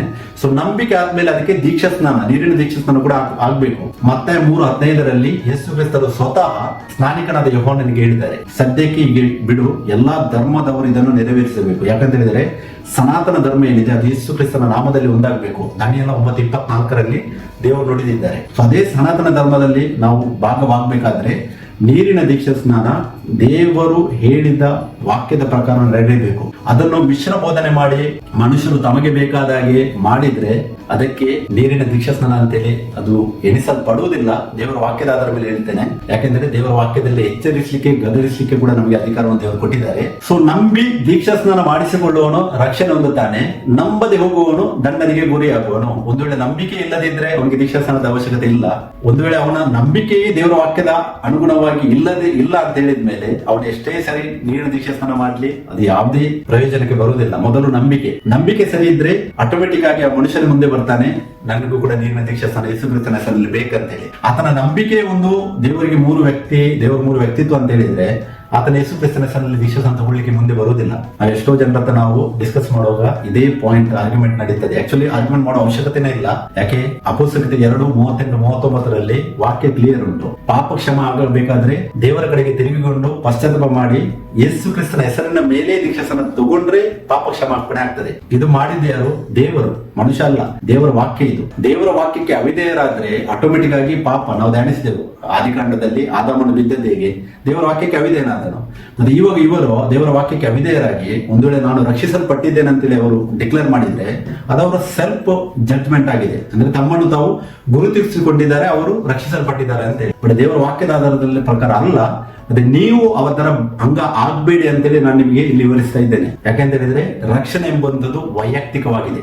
ನಮ್ಮ ಬೋಧಕರು ಆತರ ಮಾಡಿದ್ರು, ಅವರು ಈ ತರ ಮಾಡಿದ್ರು ಅಂತ ಹೇಳಿದ್ರೆ ನಾವು ಅದೇ ಮಾಡಿದ್ರೆ ನಮ್ಮ ರಕ್ಷಣೆ ನಾವು ಕಳೆದುಕೊಳ್ಳುತ್ತೇವೆ. ನಾವು ದೇವರ ವಾಕ್ಯದಲ್ಲಿ ನೆಲೆಗೊಳ್ಳಲು ತುಂಬಾ ಅವಶ್ಯಕತೆವಾಗಿದೆ. ನೋಡಿ, ನಾವು ಅಪೊಸ್ತಲರ ಕೃತ್ಯ 2:38-39 ವಾಕ್ಯ ಕೂಡ ಧ್ಯಾನಿಸುವ. ಇಲ್ಲಿ ಪೇತ್ರನು ಹೇಳ್ತಾನೆ, ಪೇತ್ರನವರಿಗೆ ನಿಮ್ಮ ಪಾಪಗಳು ಪರಿಹಾರವಾಗುವುದಕ್ಕಾಗಿ ನಿಮ್ಮಲ್ಲಿ ಪ್ರತಿಯೊಬ್ಬರು ದೇವರ ಕಡೆಗೆ ತಿರುಗಿಕೊಂಡು ಯೇಸು ಕ್ರಿಸ್ತನ ಹೆಸರಿನ ಮೇಲೆ ದೀಕ್ಷಾ ಸ್ನಾನ ಮಾಡಿಸಿಕೊಳ್ಳಿರಿ, ಆಗ ನೀವು ಪವಿತ್ರಾತ್ಮ ದಾನವನ್ನು ಹೊಂದುವಿರಿ. ಆ ವಾಗ್ದಾನವು ನಿಮಗೂ ನಿಮ್ಮ ಮಕ್ಕಳಿಗೂ ದೂರವಾಗಿರುವವರೆಲ್ಲರಿಗೂ, ಅಂತೂ ನಮ್ಮ ದೇವರಾಗಿರುವ ಕರ್ತನು ತನ್ನ ಕಡೆಗೆ ಕರೆಯುವವರೆಲ್ಲರಿಗೂ ಮಾಡೋಣವಾಗಿದೆ ಎಂದು ಹೇಳಿದನು. ಆಮೇಲೆ ಇಲ್ಲಿ ಪೇತ್ರನು ಎಕ್ಸ್ಪ್ಲೇನ್ ಮಾಡಿ ಹೇಳುವುದು, ಮೊದಲಿಗೆ ಇದು ಸಭೆ ಪ್ರಾರಂಭವಾದಾಗ ಫಸ್ಟ್ ಸ್ಟೆಪ್ ಅಲ್ಲಿ ಪೇತ್ರನು ಹೇಳಿದ್ದಾನೆ ನಾವೇನ್ ಮಾಡ್ಬೇಕಂತೇಳಿ. ನಿಮ್ಮ ಪಾಪಗಳು ಪರಿಹಾರವಾಗುವುದಕ್ಕಾಗಿ, ನಮ್ಮ ಪಾಪಗಳು ಪರಿಹಾರ ಆಗಬೇಕಾದರೆ ನಮ್ಮಲ್ಲಿ ಪ್ರತಿಯೊಬ್ಬರು ದೇವರ ಕಡೆಗೆ ತಿರುಗಿಕೊಂಡು, ಮೊದಲು ನಾವು ದೇವರ ಕಡೆಗೆ ತಿರುಗಿಕೊಳ್ಳಬೇಕು. ಅದು ಎಲ್ಲರೂ ಹೇಳ್ತಾರೆ ನಾವು ತಿರುಗಿಕೊಂಡಿದ್ದೇವೆ ಅಂತೇಳಿ, ಬಟ್ ದೇವರ ವಾಕ್ಯದಲ್ಲಿ ನೋಡಿದ್ರೆ ಅದು ಒಂದು ಪ್ರತಿಬಿಂಬವಾಗಿ ಅವರಿಗೆ ಕಾಣ್ತದೆ ಅವರು ತಿರುಗಿಕೊಂಡಿದ್ದಾರ ಇಲ್ವಾ ಅಂತೇಳಿ. ಬಟ್ ಇಲ್ಲಿ ವಾಕ್ಯ ನೋಡಿ, ಪಾಪ ಪರಿಹಾರವಾಗಬೇಕಾದ್ರೆ ಮೊದಲು ಪ್ರತಿಯೊಬ್ಬರು ಏನ್ ಮಾಡ್ಬೇಕು? ದೇವರ ಕಡೆಗೆ ತಿರುಗಿಕೊಳ್ಳಬೇಕು. ಮನುಷ್ಯನ ಆಲೋಚನೆ ಪ್ರಕಾರ ಅಲ್ಲ, ದೇವರ ವಾಕ್ಯದ ಪ್ರಕಾರವಾಗಿ ನಾವು ದೇವರ ಕಡೆಗೆ ತಿರುಗಿಕೊಳ್ಳಬೇಕು. ಮತ್ತೆ ಯೇಸು ಕ್ರಿಸ್ತನ ಹೆಸರಿನ ಮೇಲೆ ದೀಕ್ಷಾ ಸ್ನಾನ ಮಾಡಿಸಿಕೊಳ್ಳಿರಿ. ಪಾಪ ಪರಿಹಾರ ಆಗಬೇಕಾದ್ರೆ ಪ್ರತಿಯೊಬ್ಬರು ದೇವರ ಕಡೆಗೆ ತಿರುಗಿಕೊಂಡು ಯೇಸು ಕ್ರಿಸ್ತನ ಹೆಸರಿನ ಮೇಲೆ ದೀಕ್ಷಾ ಸ್ನಾನ ಮಾಡಿಸಿಕೊಳ್ಳಿರಿ. ಇದು ಇಂಪಾರ್ಟೆಂಟ್. ಯಾಕೆ ಅಂತೇಳಿ ನಾನು ಸ್ವಲ್ಪ ಹೇಳ್ತೇನೆ. ದೇವರು ಏನ್ ಮಾಡಿದ್ದಾರೆ, ಆ ಹೆಸರನ್ನು ನಮಗೆ ಈ ಲೋಕಕ್ಕೆ ಕೊಟ್ಟಿದ್ದಾರೆ. ಅಂದ್ರೆ ಆ ಹೆಸರಿನಲ್ಲಿ ಮಾಡಿದ್ರೆ ಮಾತ್ರ ಪಾಪ ಕ್ಷಮಾಪಣೆ. ನಮ್ಮದೇ ಆಲೋಚನೆಯಲ್ಲಿ ನಾವು ಮಾಡಿದ್ರೆ ಅದಕ್ಕೆ ದೇವರ ಕ್ಷಮಾಪಣೆ ಇಲ್ಲ. ಸೊ ಅದಕ್ಕೆ ಈ ಎವಿಲ್ ಸ್ಪಿರಿಟ್ ಏನಿದೆ, ಅಂದ್ರೆ ನಾವು ಸೈತಾನ ಅಂತ ಹೇಳ್ತೇವೆ, ಅದನ್ನು ಆತನು ಈ ಕ್ರಿಯೆಯಲ್ಲಿ, ದೀಕ್ಷಾ ಸ್ನಾನದ ಕ್ರಿಯೆಯಲ್ಲಿ ತುಂಬಾ ಆಟವಾಡಿದ್ದನ್ನು ನಮಗೆ ನೋಡ್ಲಿಕ್ಕೆ ಸಿಗ್ತದೆ. ಒಂದು ಡಿನಾಮಿನೇಷನ್ ಉಂಟು, ಅವರೇನ್ ಮಾಡ್ತಾರೆ, ಇದನ್ನು ಮುರಿದೇ ಬಿಟ್ಟಿದ್ದಾರೆ. ಅವರು ಸಣ್ಣ ಮಗುವಾಗಿ ಅವರು ಲೋಕಕ್ಕೆ ಬರ್ತಾರೆ. 40 ದಿನ ಆಗುವಾಗ ಅವರಿಗೆ ತಲೆ ಮೇಲೆ ನೀರು ಚುಮುಕಿಸಿ ಹೇಳ್ತಾರೆ, ನಿಂದು ದೀಕ್ಷಾ ಸ್ನಾನ ಆಯ್ತು, ನೀನು ಕ್ರಿಶ್ಚಿಯನ್ ಅಂತ ಹೇಳಿ ಅವರು ಡಿಕ್ಲೇರ್ ಮಾಡ್ತಾರೆ. ಅದು ದೇವರ ವಾಕ್ಯದ ಉಲ್ಲಂಘನೆ. ದೇವರ ವಾಕ್ಯ ಇಲ್ಲಿ ಕೂಡ ಅಲ್ಲಿ ಹೇಳುವುದಿಲ್ಲ. ಇಲ್ಲಿ 39ನೇ ವಾಕ್ಯದಲ್ಲಿ ಓದುವಾಗ ಅಲ್ಲಿ ಪೇತ್ರನು ಹೇಳ್ತಾರೆ ನೋಡಿ, ಆ ವಾಗ್ದಾನವು ನಿಮಗೂ ನಿಮ್ಮ ಮಕ್ಕಳಿಗೂ ದೂರವಾಗಿರುವವರೆಲ್ಲರಿಗೂ ಅಂತೂ ನಮ್ಮ ದೇವರಾಗಿರುವ ಕರ್ತನು ತನ್ನ ಕಡೆಗೆ ಕರೆಯುವವರೆಲ್ಲರಿಗೆ ಮಾಡೋಣವಾಗಿದೆ. ಇಲ್ಲಿ ನೋಡಿ ಆ ವಾಗ್ದಾನ, ದೇವರ ವಾಗ್ದಾನದ ಬಗ್ಗೆ ಪೇತ್ರನು ಮಾತಾಡ್ತಾನೆ. ಇಲ್ಲಿ ಆ ವಾಗ್ದಾನ ನಿಮಗೆ ಅಂದ್ರೆ ನಮಗೆ ಇದು ಇಸ್ರೇಲರಿಗೆ ಹೇಳಿದ್ದು ಮೊದಲು, ಇಸ್ರೇಲರಿಗೆ ಮತ್ತೆ ಇಸ್ರೇಲರ ಮಕ್ಕಳಿಗೆ, ಮತ್ತೆ ಅಲ್ಲಿ ನೋಡಿ ದೂರವಾಗಿರುವವರೆಲ್ಲರಿಗೆ, ಇದರಲ್ಲಿ ನಾವು ಬರ್ತೇವೆ. ದೂರವಾಗಿರುವವರ ಎಲ್ಲರಿಗೆ ಅಂತೂ ನಮ್ಮ ದೇವರಾಗಿರುವ ಕರ್ತನು ತನ್ನ ಕಡೆಗೆ ಕರೆಯುವವರೆಲ್ಲರಿಗೂ ಮಾಡೋಣವಾಗಿದೆ. ಇದು ದೇವರ ವಾಗ್ದಾನವಾಗಿದೆ. ಈ ವಾಗ್ದಾನವನ್ನು ಮುರಿದು ಒಬ್ಬ ಮನುಷ್ಯ ಹೇಳುವುದಾದರೆ, ಇಲ್ಲ ನಂದು ದೀಕ್ಷಾಸ್ನಾನ ನೀರಿನ ದೀಕ್ಷಾಸ್ನಾನ ಆಗಿದೆ, ಹೇಗೆ ಮತ್ತೆ 28-19 ವಾಕ್ಯದಲ್ಲಿ ರಿಪಿಟೇಷನ್ ಮಾಡಿ ನನ್ನ ಪಾಸ್ಟರ್ ನನ್ನನ್ನು ನೀರಲ್ಲಿ ಮುಳುಗಿಸಿ ಕೊಟ್ಟಿದ್ದಾರೆ ಅಂತ ಹೇಳಿದ್ರೆ ಅದು ನೀರಿನ ದೀಕ್ಷಾಸ್ನಾನ ಅಲ್ಲ. ಬೈಬಲ್ ಎಲ್ಲೂ ಕೂಡ ಅದಕ್ಕೆ ಹೇಳುವುದಿಲ್ಲ. ಆ ತರ ಆದ ನೀರಿನ ದೀಕ್ಷಾಸ್ನಾನ ಅಪೊಸ್ತಲ ಕೃತ್ಯಗಳಲ್ಲಿ ಇಲ್ಲಿ ಪ್ರೂಫ್ ಕೂಡ ನಮಗೆ ಇಲ್ಲ. ಮತ್ತೆ ಇಲ್ಲಿ ಅಪೊಸ್ತಲ ಕೃತ್ಯ 2:39 ಪೇತ್ರನು ಸ್ಪಷ್ಟವಾಗಿ ಹೇಳ್ತಾನೆ, ಇದು ವಾಗ್ದಾನವಾಗಿದೆ, ದೇವರ ವಾಗ್ದಾನ. ಅದು ನಮಗೂ ನಮ್ಮ ಮಕ್ಕಳಿಗೂ ಮತ್ತೆ ಯಾರೆಲ್ಲ ದೂರವಾಗಿದ್ರು ದೇವರಿಂದ ಅವರೆಲ್ಲರಿಗೂ ಅಂತ ಹೇಳಿ ವಾಕ್ಯ. ಎಲ್ಲರಿಗೂ ಅದು ನಮ್ಮ ದೇವರಾಗಿನ ಕರ್ತನು ತನ್ನ ಕಡೆಗೆ ಕರೆಯುವವರೆಲ್ಲರಿಗೆ ಮಾಡೋಣವಾಗಿದೆ. ನಾನು ಮೊದಲು ಕೂಡ ಹೇಳಿದೆ, ನಂಬಿಕೆ, ಸರಿಯಾದ ನಂಬಿಕೆ ಬಂದ್ರೆ ಈ ವಾಕ್ಯಕ್ಕೆ ಎಲ್ಲರೂ ತಮ್ಮನ್ನು ತಗ್ಗಿಸಿಕೊಳ್ತಾರೆ. ಯಾರ ನಂಬಿಕೆ ಆಲ್ರೆಡಿ ಗಾಡ್ ಇಸ್ ಟ್ರೈಯೂನ್ ಅಥವಾ ತ್ರಯಕ ಅಥವಾ ದೇವರಿಗೆ 3 ವ್ಯಕ್ತಿ ಇದೆ ಅಂತ ಹೇಳಿದ್ರೆ ಈ ವಾಕ್ಯದಲ್ಲಿ ಬರೆದ ಪ್ರಕಾರ ದೀಕ್ಷಾಸ್ನಾನ ಮಾಡಲಿಕ್ಕೆ ಮನುಷ್ಯ ಎಗರಿ ಆಗುದಿಲ್ಲ. ಯಾಕೆಂದ್ರೆ ಆತನ ನಂಬಿಕೆ ಏನಿದೆ ಅದೇ ಸುಳ್ಳಾದ ನಂಬಿಕೆಯಾಗಿದೆ, ಮಿಶ್ರ ಬೋಧನೆ ನಂಬಿಕೆಯಾಗಿದೆ. ಸೊ ಆ ನಂಬಿಕೆ ಸರಿಯಾಗುವುದು ವೆರಿ ಇಂಪಾರ್ಟೆಂಟ್. ನಂಬಿಕೆ ಯಾವಾಗ ಸರಿಯಾಗ್ತದೆ ಆಟೋಮೆಟಿಕ್ ಆಗಿ ಈ ವಾಕ್ಯಕ್ಕೆ ತನ್ನಂತಾನು ಮನುಷ್ಯ ತಗ್ಗಿಸಿಕೊಳ್ತಾನೆ. ಸೊ ಇದು ನಾವು ವಾಕ್ಯದ ರೂಪದಲ್ಲಿ ಇದು ಕೂಡ ಒಂದು ಹಂತ. ಕೆಲವರು ಹೇಳುವುದಂತ, ಇವಾಗ ದೀಕ್ಷಾಸ್ನಾನ ಮಾಡಿದವರು ಕೂಡಲೇ ನಾವು ಸ್ವರ್ಗಕ್ಕೆ ಹೋಗ್ತೀವಿ ಅಂತ ಹೇಳಿ ಕ್ವಶನ್ ಆಗ್ತಾರೆ. ಅವರು ಎಕ್ಸಾಂಪಲ್ ಕೊಡುವುದು ಯಾವುದು? ಆ ಕ್ರೂಜೆ ಮೇಲಿದ್ದ ಕಳ್ಳ, ಅಲ್ಲಿ 2 ಕಳ್ಳರಿದ್ರು ಯೇಸು ಕ್ರಿಸ್ತನ ಜೊತೆ. ಅದರಲ್ಲಿ ಒಬ್ಬ ಕಳ್ಳ ಆತನು ಸಾಯ್ತಾನೆ, ಇನ್ನೊಬ್ಬ ಕಳ್ಳರಿಗೆ ದೇವರು ಹೇಳ್ತಾರೆ ನಿನಗೆ ನಿತ್ಯ ಜೀವ ಸಿಗುವುದು ಅಂತೇಳಿ. ಸೊ ಅಲ್ಲಿ ಎಕ್ಸಾಂಪಲ್ ಆಗಿ ತೋರಿಸ್ತಾರೆ, ನೋಡ್ತಾರೆ ಆ ಕಳ್ಳ ದೀಕ್ಷಾಸ್ನಾನ ಮಾಡಿಸಿದ್ದಾನ ಅಂತೇಳಿ ಕ್ವಶನ್ ಮಾಡ್ತಾರೆ ದೇವರಿಗೆ. ಬಟ್ ಅವರಿಗೆ ಪ್ರಶ್ನೆ ಏನಂತ ಹೇಳಿದ್ರೆ, ನಾವು ಇವಾಗ ಎಲ್ಲಿದ್ದೇವೆ? ನಾವು ಕ್ರೂಜಲ್ಲಿದ್ದೇವಾ? ಇಲ್ಲ, ನಾವು ಇವಾಗ ಈ ಲೋಕದಲ್ಲಿದ್ದೇವೆ. ಒಳ್ಳೆ ಹೆಲ್ತ್ ನಮಗೆ ದೇವರು ಕೊಟ್ಟಿದ್ದಾರೆ, ದೇವರ ವಾಕ್ಯ ನಮ್ಮ ಮುಂದೆ ಇದೆ. ನಾವು ಆ ಕಳ್ಳನ ಎಕ್ಸಾಂಪಲ್ ಕೊಡೋದಕ್ಕಿಂತ ನಾವು ನಮ್ಮನ್ನು ವಾಕ್ಯಕ್ಕೆ ತಗ್ಗಿಸಿಕೊಂಡ್ರೆ ನಮಗೆ ಏನು ಲಾಸ್ ಉಂಟು? ನಾವು ಒಮ್ಮೆ ಥಿಂಕ್ ಮಾಡಬೇಕು. ನಾವು ದೇವರ ವಾಕ್ಯಕ್ಕೆ ಸವಾಲಾಗ್ತೇವೆ, ದೇವರ ವಾಕ್ಯ ಹೇಳಿದ್ದನ್ನು ಮಾಡದೆ ದೇವರಿಗೆ ನಾವು ಪ್ರಶ್ನೆ ಆಗ್ತೇವೆ, ಮತ್ತೆ ನಾವು ದೇವರ ಕ್ರಿಯೆಯನ್ನು ನಾವು ಅಲ್ಲಗಳೆಯುತ್ತೇವೆ. ಯಾವಾಗ ನಾವು ಮಾಡ್ತೇವೆ ಅದ್ರ ಲಾಸ್ ಯಾರಿಗೆ? ನಮಗೆ ಲಾಸ್, ದೇವರಿಗೆ ಯಾವುದೇ ಲಾಸ್ ಇಲ್ಲ. ಸೊ ಯಾರೆಲ್ಲ ಕ್ರೂಜ ಮೇಲಿದ್ದ ಕಳ್ಳನ ಎಕ್ಸಾಂಪಲ್ ಕೊಡ್ತಾರೆ, 2 ವಿಷಯ ಉಂಟಲ್ಲಿ. ಒಂದು, ದೇವರ ಹಳೆ ಒಡಂಬಡಿಕೆ ಏನಿದೆ, ಯೇಸು ಕ್ರಿಸ್ತರು ಕ್ರೂಜೆಯಲ್ಲಿ ಸತ್ತಾಗ ಫುಲ್ಫಿಲ್ಮೆಂಟ್ ಆಗಿ, ಅಂದ್ರೆ 3ನೇ ದಿನ ಪುನರುತ್ಥಾನವಾದಾಗ ಫುಲ್ಫಿಲ್ಮೆಂಟ್ ಆಗಿತ್ತು. ಸೊ ಆ ವ್ಯಕ್ತಿ ಏನಿದ್ದಾನೆ ಆತನು ಧರ್ಮಶಾಸ್ತ್ರದ ಕೆಳಗಿದ್ದ. ಫಸ್ಟ್ ಕೃಪೆ ಕಾಲ ಸ್ಟಾರ್ಟ್ ಆಗಿದ್ದು ಅಲ್ಲಿ ನಾವು ಧ್ಯಾನಿಸುವುದಾದರೆ, ಯೇಸು ಕ್ರಿಸ್ತರು 3ನೇ ದಿನ ಎದ್ದ ಮೇಲೆ ಪೆಂತೆಕೋಸ್ ದಿನದಲ್ಲಿ ಯಾವಾಗ ಪರಿಶುದ್ಧ ಆತ್ಮನಾಗಿ ಇಳಿದು ಬರ್ತಾರೆ, ಅಪೊಸ್ತಲರ ಮಧ್ಯದಲ್ಲಿ ಸಭೆ ಕಾಲ ಸ್ಟಾರ್ಟ್ ಆಗ್ತದೆ, ಅಲ್ಲಿಂದ ಕೃಪೆ ಕಾಲ ಅಂತೇಳಿ ಆಗಿದೆ. ದೇವರು ಧರ್ಮಶಾಸ್ತ್ರ ಫುಲ್ಫಿಲ್ಮೆಂಟ್ ಮಾಡುವಾಗ ಆ ಕಳ್ಳ ಕ್ರೂಜೆಯಲ್ಲಿದ್ದ. ಬಟ್ ಇವಾಗ ನಾವು ಕೃಪೆ ಕಾಲದಲ್ಲಿದ್ದೇವೆ. ಸೊ ಅದನ್ನು ವಿವೇಚಿಸುವುದು ಕೂಡ ತುಂಬಾ ಅವಶ್ಯಕತೆವಾಗಿದೆ. ಮತ್ತೆ ಈ ಕ್ರೂಜೆ ಎಕ್ಸಾಂಪಲ್ ಯಾರೆಲ್ಲ ಕೊಡ್ತಾರೆ, ಸೊ ಅವರು ದೇವರ ಕಾರ್ಯವನ್ನು ಅಲ್ಲಗಳೆಯವರಾಗಿದ್ದಾರೆ. ಮತ್ತೆ ಯಾರೆಲ್ಲ ಹೇಳ್ತಾರೆ ನಾವು ನೀರಿನ ದೀಕ್ಷಾಸ್ನಾನ ತಗೊಂಡೇ ಪರಲೋಕಕ್ಕೆ ಹೋಗುದಿಲ್ಲ ಅಂತ ಹೇಳಿದ್ರೆ, ನಮ್ಮ ಪಾಪ ಕ್ಷಮಾಪಣೆ ಆಗುವುದು ಯೇಸು ಕ್ರಿಸ್ತನ ರಕ್ತದಿಂದಲೇ. ಆದರೆ ದೇವರು ಒಂದು ಸಿಸ್ಟಮ್ ಅನ್ನು ಇಟ್ಟಿದ್ದಾರೆ. ಆ ಸಿಸ್ಟಮ್ ಏನಾಗಿದೆ? ಅದು ದೇವರ ವಾಕ್ಯ. ಆ ದೇವರ ವಾಕ್ಯಕ್ಕೆ ಇವನ ದೇವರೇ ಬಂದು ತಗ್ಗಿಸಿಕೊಂಡು ತಾವು ನೀರಿನ ದೀಕ್ಷಾಸ್ನಾನ ಹೊಂದಿದ್ದಾರೆ, ಮತ್ತೆ ಹೇಳಿದ್ದಾರೆ ಎಲ್ಲರಿಗೂ ಇದು ಅನ್ವಯಿಸ್ತದೆ ಅಂತೇಳಿ. ಮತ್ತೆ ಮಾರ್ಕ 16 ನಾವು ನೋಡಿದೆವು, ಅಲ್ಲಿ ನಂಬಿಕೆ ದೀಕ್ಷಾಸ್ನಾನ 2 ಕಾರ್ಯಗಳುಂಟು. ಅಪೊಸ್ತಲರ ಕೃತ್ಯ ಎಲ್ಲಾ ಕ್ರಿಯೆ ನಾವು ಓದಿದ್ರೆ ಎಲ್ಲೆಲ್ಲಿ ಅಪೊಸ್ತಲರು ಹೋಗಿ ಸುವಾರ್ತೆಯನ್ನು ಸಾರಿದ್ರು, ಅವರು ನಂಬಿಕೆ ಬಂದಾಗ ಮೊದಲ ಕ್ರಿಯೆ ಮಾಡಿದ್ದವರು ಯೇಸು ಕ್ರಿಸ್ತನಲ್ಲಿ ನೀರಿನ ದೀಕ್ಷಾಸ್ನಾನ ಕೊಟ್ಟಿದ್ದು. ಇವನ್ ಪೌಲ ಅಪೊಸ್ತಲ ಕೃತ್ಯ ನಾವು 19ನೇ ಅಧ್ಯಾಯದಲ್ಲಿ ಓದುವಾಗ ಅಲ್ಲಿ ಪೌಲನು ರೀಬ್ಯಾಪ್ಟೈಸ್ ಮಾಡೋದು ಕೂಡ ನಮಗೆ ಓದಲಿಕ್ಕೆ ಸಿಗ್ತದೆ. ಅದು ಕೂಡ ಆತನು ಮಾಡಿದ್ದು ಕರ್ತನಾದ ಯೇಸು ಕ್ರಿಸ್ತನ ಹೆಸರಿನಲ್ಲಿ. ಸೊ ಅದರ ಪ್ರಾಮುಖ್ಯತೆಯನ್ನು ನಮಗೆ ಅರಿಯಲಿಕ್ಕೆ ಅದರಿಂದ ತುಂಬಾ ವಿಷಯಗಳು ನಮಗೆ ಪ್ರಕಟ ಆಗ್ತದೆ, ಯಾಕಂದ್ರೆ ದೇವರು ನಮಗೆ ಪ್ರಕಟಿಸಿದ್ದಾರೆ. ಮತ್ತೆ 1 ಪೇತ್ರ 3:20-21 ಕೂಡ ಪೇತ್ರನಲ್ಲಿ ಕಂಪ್ಯಾರಿಸನ್ ಆಗಿ ಕೂಡ ನೋಹನು ರಕ್ಷಿಸಲ್ಪಟ್ಟದ್ದು ನೀರಿನ ಮುಖಾಂತರವಾಗಿ, ಅಂದ್ರೆ ನಾವೆಯು ನೀರಿನ ಮೇಲಿತ್ತು, ಅದಕ್ಕೆ ಅನುರೂಪವಾದ ದೀಕ್ಷಾಸ್ನಾನ ಇವಾಗ ನೀರಿನ ದೀಕ್ಷಾಸ್ನಾನ ಅಂತ ಹೇಳಿ ಇಲ್ಲಿ ಪೇತ್ರನು ಕೂಡ ಕೋಟ್ ಮಾಡಿದ್ದಾರೆ. ಸೊ ಅದಕ್ಕೆ ಅದರ ಇಂಪಾರ್ಟೆನ್ಸ್ ಉಂಟು, ಯಾಕಂದ್ರೆ ದೇವರ ವಾಕ್ಯ. ಸೊ ನಾವು ಅದರಲ್ಲಿ ಇದ್ದಾಗಿ ಮಾಡಿದ್ರೆ ನಮ್ಗೆ ಏನು ಲಾಸ್ ಉಂಟು? ಏನು ಲಾಸ್ ಇಲ್ಲ. ಬಟ್ ನಮ್ಮ ನಂಬಿಕೆ ಮೊದಲು ಸರಿಯಾಗಬೇಕು, ಅದನ್ನು ಅರಿಬೇಕು. ಸೊ ಯೇಸು ಕ್ರಿಸ್ತನ ರಕ್ತದಿಂದ ಪಾಪ ಪರಿಹಾರ ಹೌದು, ನೋ ಡೌಟ್. ಬಟ್ ನೀರಿನ ದೀಕ್ಷಾಸ್ನಾನ ಏನಿದೆ ಅದು ದೇವರ ವಾಕ್ಯ, ದೇವರು ಮಾಡ್ಲಿಕ್ಕೆ ಹೇಳಿದ್ದು. ಅದನ್ನು ಮುರಿದ್ರೆ ಲಾಸ್ ನಮಗೆ. ನಾನು ದೇವರಿಗೆ ಸ್ತೋತ್ರವನ್ನು ಸಲ್ಲಿಸ್ತೇನೆ. ನಾವು ಇವತ್ತು ಮೊದಲನೇ ಭಾಗವನ್ನು ಇವಾಗ ಅನೇಕ ಅಂಶಗಳನ್ನು ವಾಕ್ಯದಲ್ಲಿ ಧ್ಯಾನಿಸಿದೆವು. ಪ್ರಸ್ತುತ ರಕ್ಷಣೆ ಏನಿದೆ ಅದು ಕ್ರಿಸ್ತನಲ್ಲಿ ನಂಬಿಕೆ ಇಡುವಾಗ ಫಸ್ಟ್ ಸ್ಟೆಪ್ ಅಲ್ಲಿ ನಾವು ದೇವರ ರಾಜ್ಯದ ಎಂಟರ್ ಆಗ್ತೇವೆ. ದೇವರ ರಾಜ್ಯದಲ್ಲಿ ಎಂಟರ್ ಆಗ್ಬೇಕಾದ್ರೆ ಮೊದಲು ನಾವು ಧ್ಯಾನಿಸಿದೆವು ಸತ್ಯ ಸುವಾರ್ತೆ ವೆರಿ ಇಂಪಾರ್ಟೆಂಟ್ ಆಗಿದೆ. ಸತ್ಯವನ್ನು ಗ್ರಹಿಸಿಕೊಳ್ಳಿರಿ. ನಾನು ಹೇಳಿದ್ದೇನೆ ಅಂತೇಳಿ ಅಲ್ಲ, ದೇವರ ವಾಕ್ಯವು ನಾನು ಆಲ್ರೆಡಿ ತೋರಿಸಿದೆ ನಿಮ್ಗೆ ಯಾವ ತರ ಸ್ನಾನಿಕನಾದ ಯೋಹಾನನು ಸುವಾರ್ತೆ ಸಾರಿದ್ದಾನೆ, ಮತ್ತೆ ಅದರ ನಂತರ ಯಾವ ತರ ಯೇಸು ಕ್ರಿಸ್ತರು ಹೇಳಿದ್ದಾರೆ, ಮತ್ತೆ ಅಪೋಸ್ತಲರು ಕೂಡ ಮಾಡಿದ ಕ್ರಿಯೆ, ನೀರಿನ ದೀಕ್ಷಾಸ್ನಾನ ಕೂಡ ನಮ್ಮ ಕಣ್ಮುಂದೆ ವಾಕ್ಯದಲ್ಲಿ ನಮ್ಗೆ ಓದಲಿಕ್ಕೆ ಸಿಗ್ತದೆ. ಸೊ ಅದಕ್ಕೆ ಸತ್ಯ ಸುವಾರ್ತೆ ನಮಗೆ ಮೊದಲು ನಾವು ನೆಲೆಗೊಳ್ಳಬೇಕು. ಸತ್ಯ ಸುವಾರ್ತೆಯಲ್ಲಿ ನೆಲೆಗೊಂಡಾಗ ಆಟೋಮೆಟಿಕ್ ಆಗಿ ನಮ್ಮ ನಂಬಿಕೆ ಏನಾಗಿದೆ, ಅಬ್ರಹಾಮ ಮತ್ತೆ ಈಸಾಕ ಅವರು ನಂಬಿದ, ಮೋಶೆ ಎಲ್ಲ ಪ್ರವಾದಿಗಳು ನಂಬಿದ ಆ ನಂಬಿಕೆ ನಮ್ಮ ಒಳಗೆ ಬರ್ತದೆ. ಅಂದ್ರೆ ಒಬ್ಬನೇ ದೇವರ ಮೇಲೆ ನಮ್ಮ ನಂಬಿಕೆಯು ನೆಲೆಗೊಳ್ತದೆ. ಸುಳ್ಳು ಬೋಧನೆ, ರೋಮನ್ ಸ್ಪಿರಿಟ್ ಏನಿದೆ, ತ್ರೈಕ ಬೋಧನೆ, ಅದರಿಂದ ನಾವು ಹೊರಗೆ ಬರ್ತೇವೆ. ಮತ್ತೆ ನಮ್ಮ ಕನ್ಫೆಷನ್ ಏನಾಗಿದೆ, ಯೇಸು ಕ್ರಿಸ್ತನೇ ಸತ್ಯ ದೇವರು, ನಿತ್ಯ ಜೀವ, ಒಳಗಿದ್ದ ನಂಬಿಕೆನೆ ನಮ್ಮ ಬಾಯಿಂದ ಹೊರಗೆ ಬರ್ತದೆ. ಮತ್ತೆ 15, 12, 19 ನಾವು ದಾಣಿಸಿದೆವು.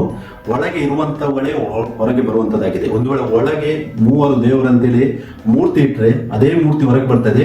ಮತ್ತೆ ಮನುಷ್ಯ ಏನ್ ಮಾಡ್ತಾನೆ, ಅದನ್ನ ಟೆಸ್ಟಿಫೈ ಮಾಡೋದಕ್ಕೋಸ್ಕರ ತನ್ನ ಎಲ್ಲಾ ಜೀವನವಿಡೀ ಟ್ರೈ ಮಾಡ್ತಾನೆ. ಬಟ್ ಅದು ಮಾಡಿ ಏನಾದ್ರು ಯೂಸ್ ಉಂಟಾ? ಅದೇನು ಯೂಸ್ ಇಲ್ಲ. ಯಾಕಂದ್ರೆ ಅದು ದೇವರ ವಾಕ್ಯಕ್ಕೆ ಅನುಗುಣವಾದದ್ದೇ ಅಲ್ಲ.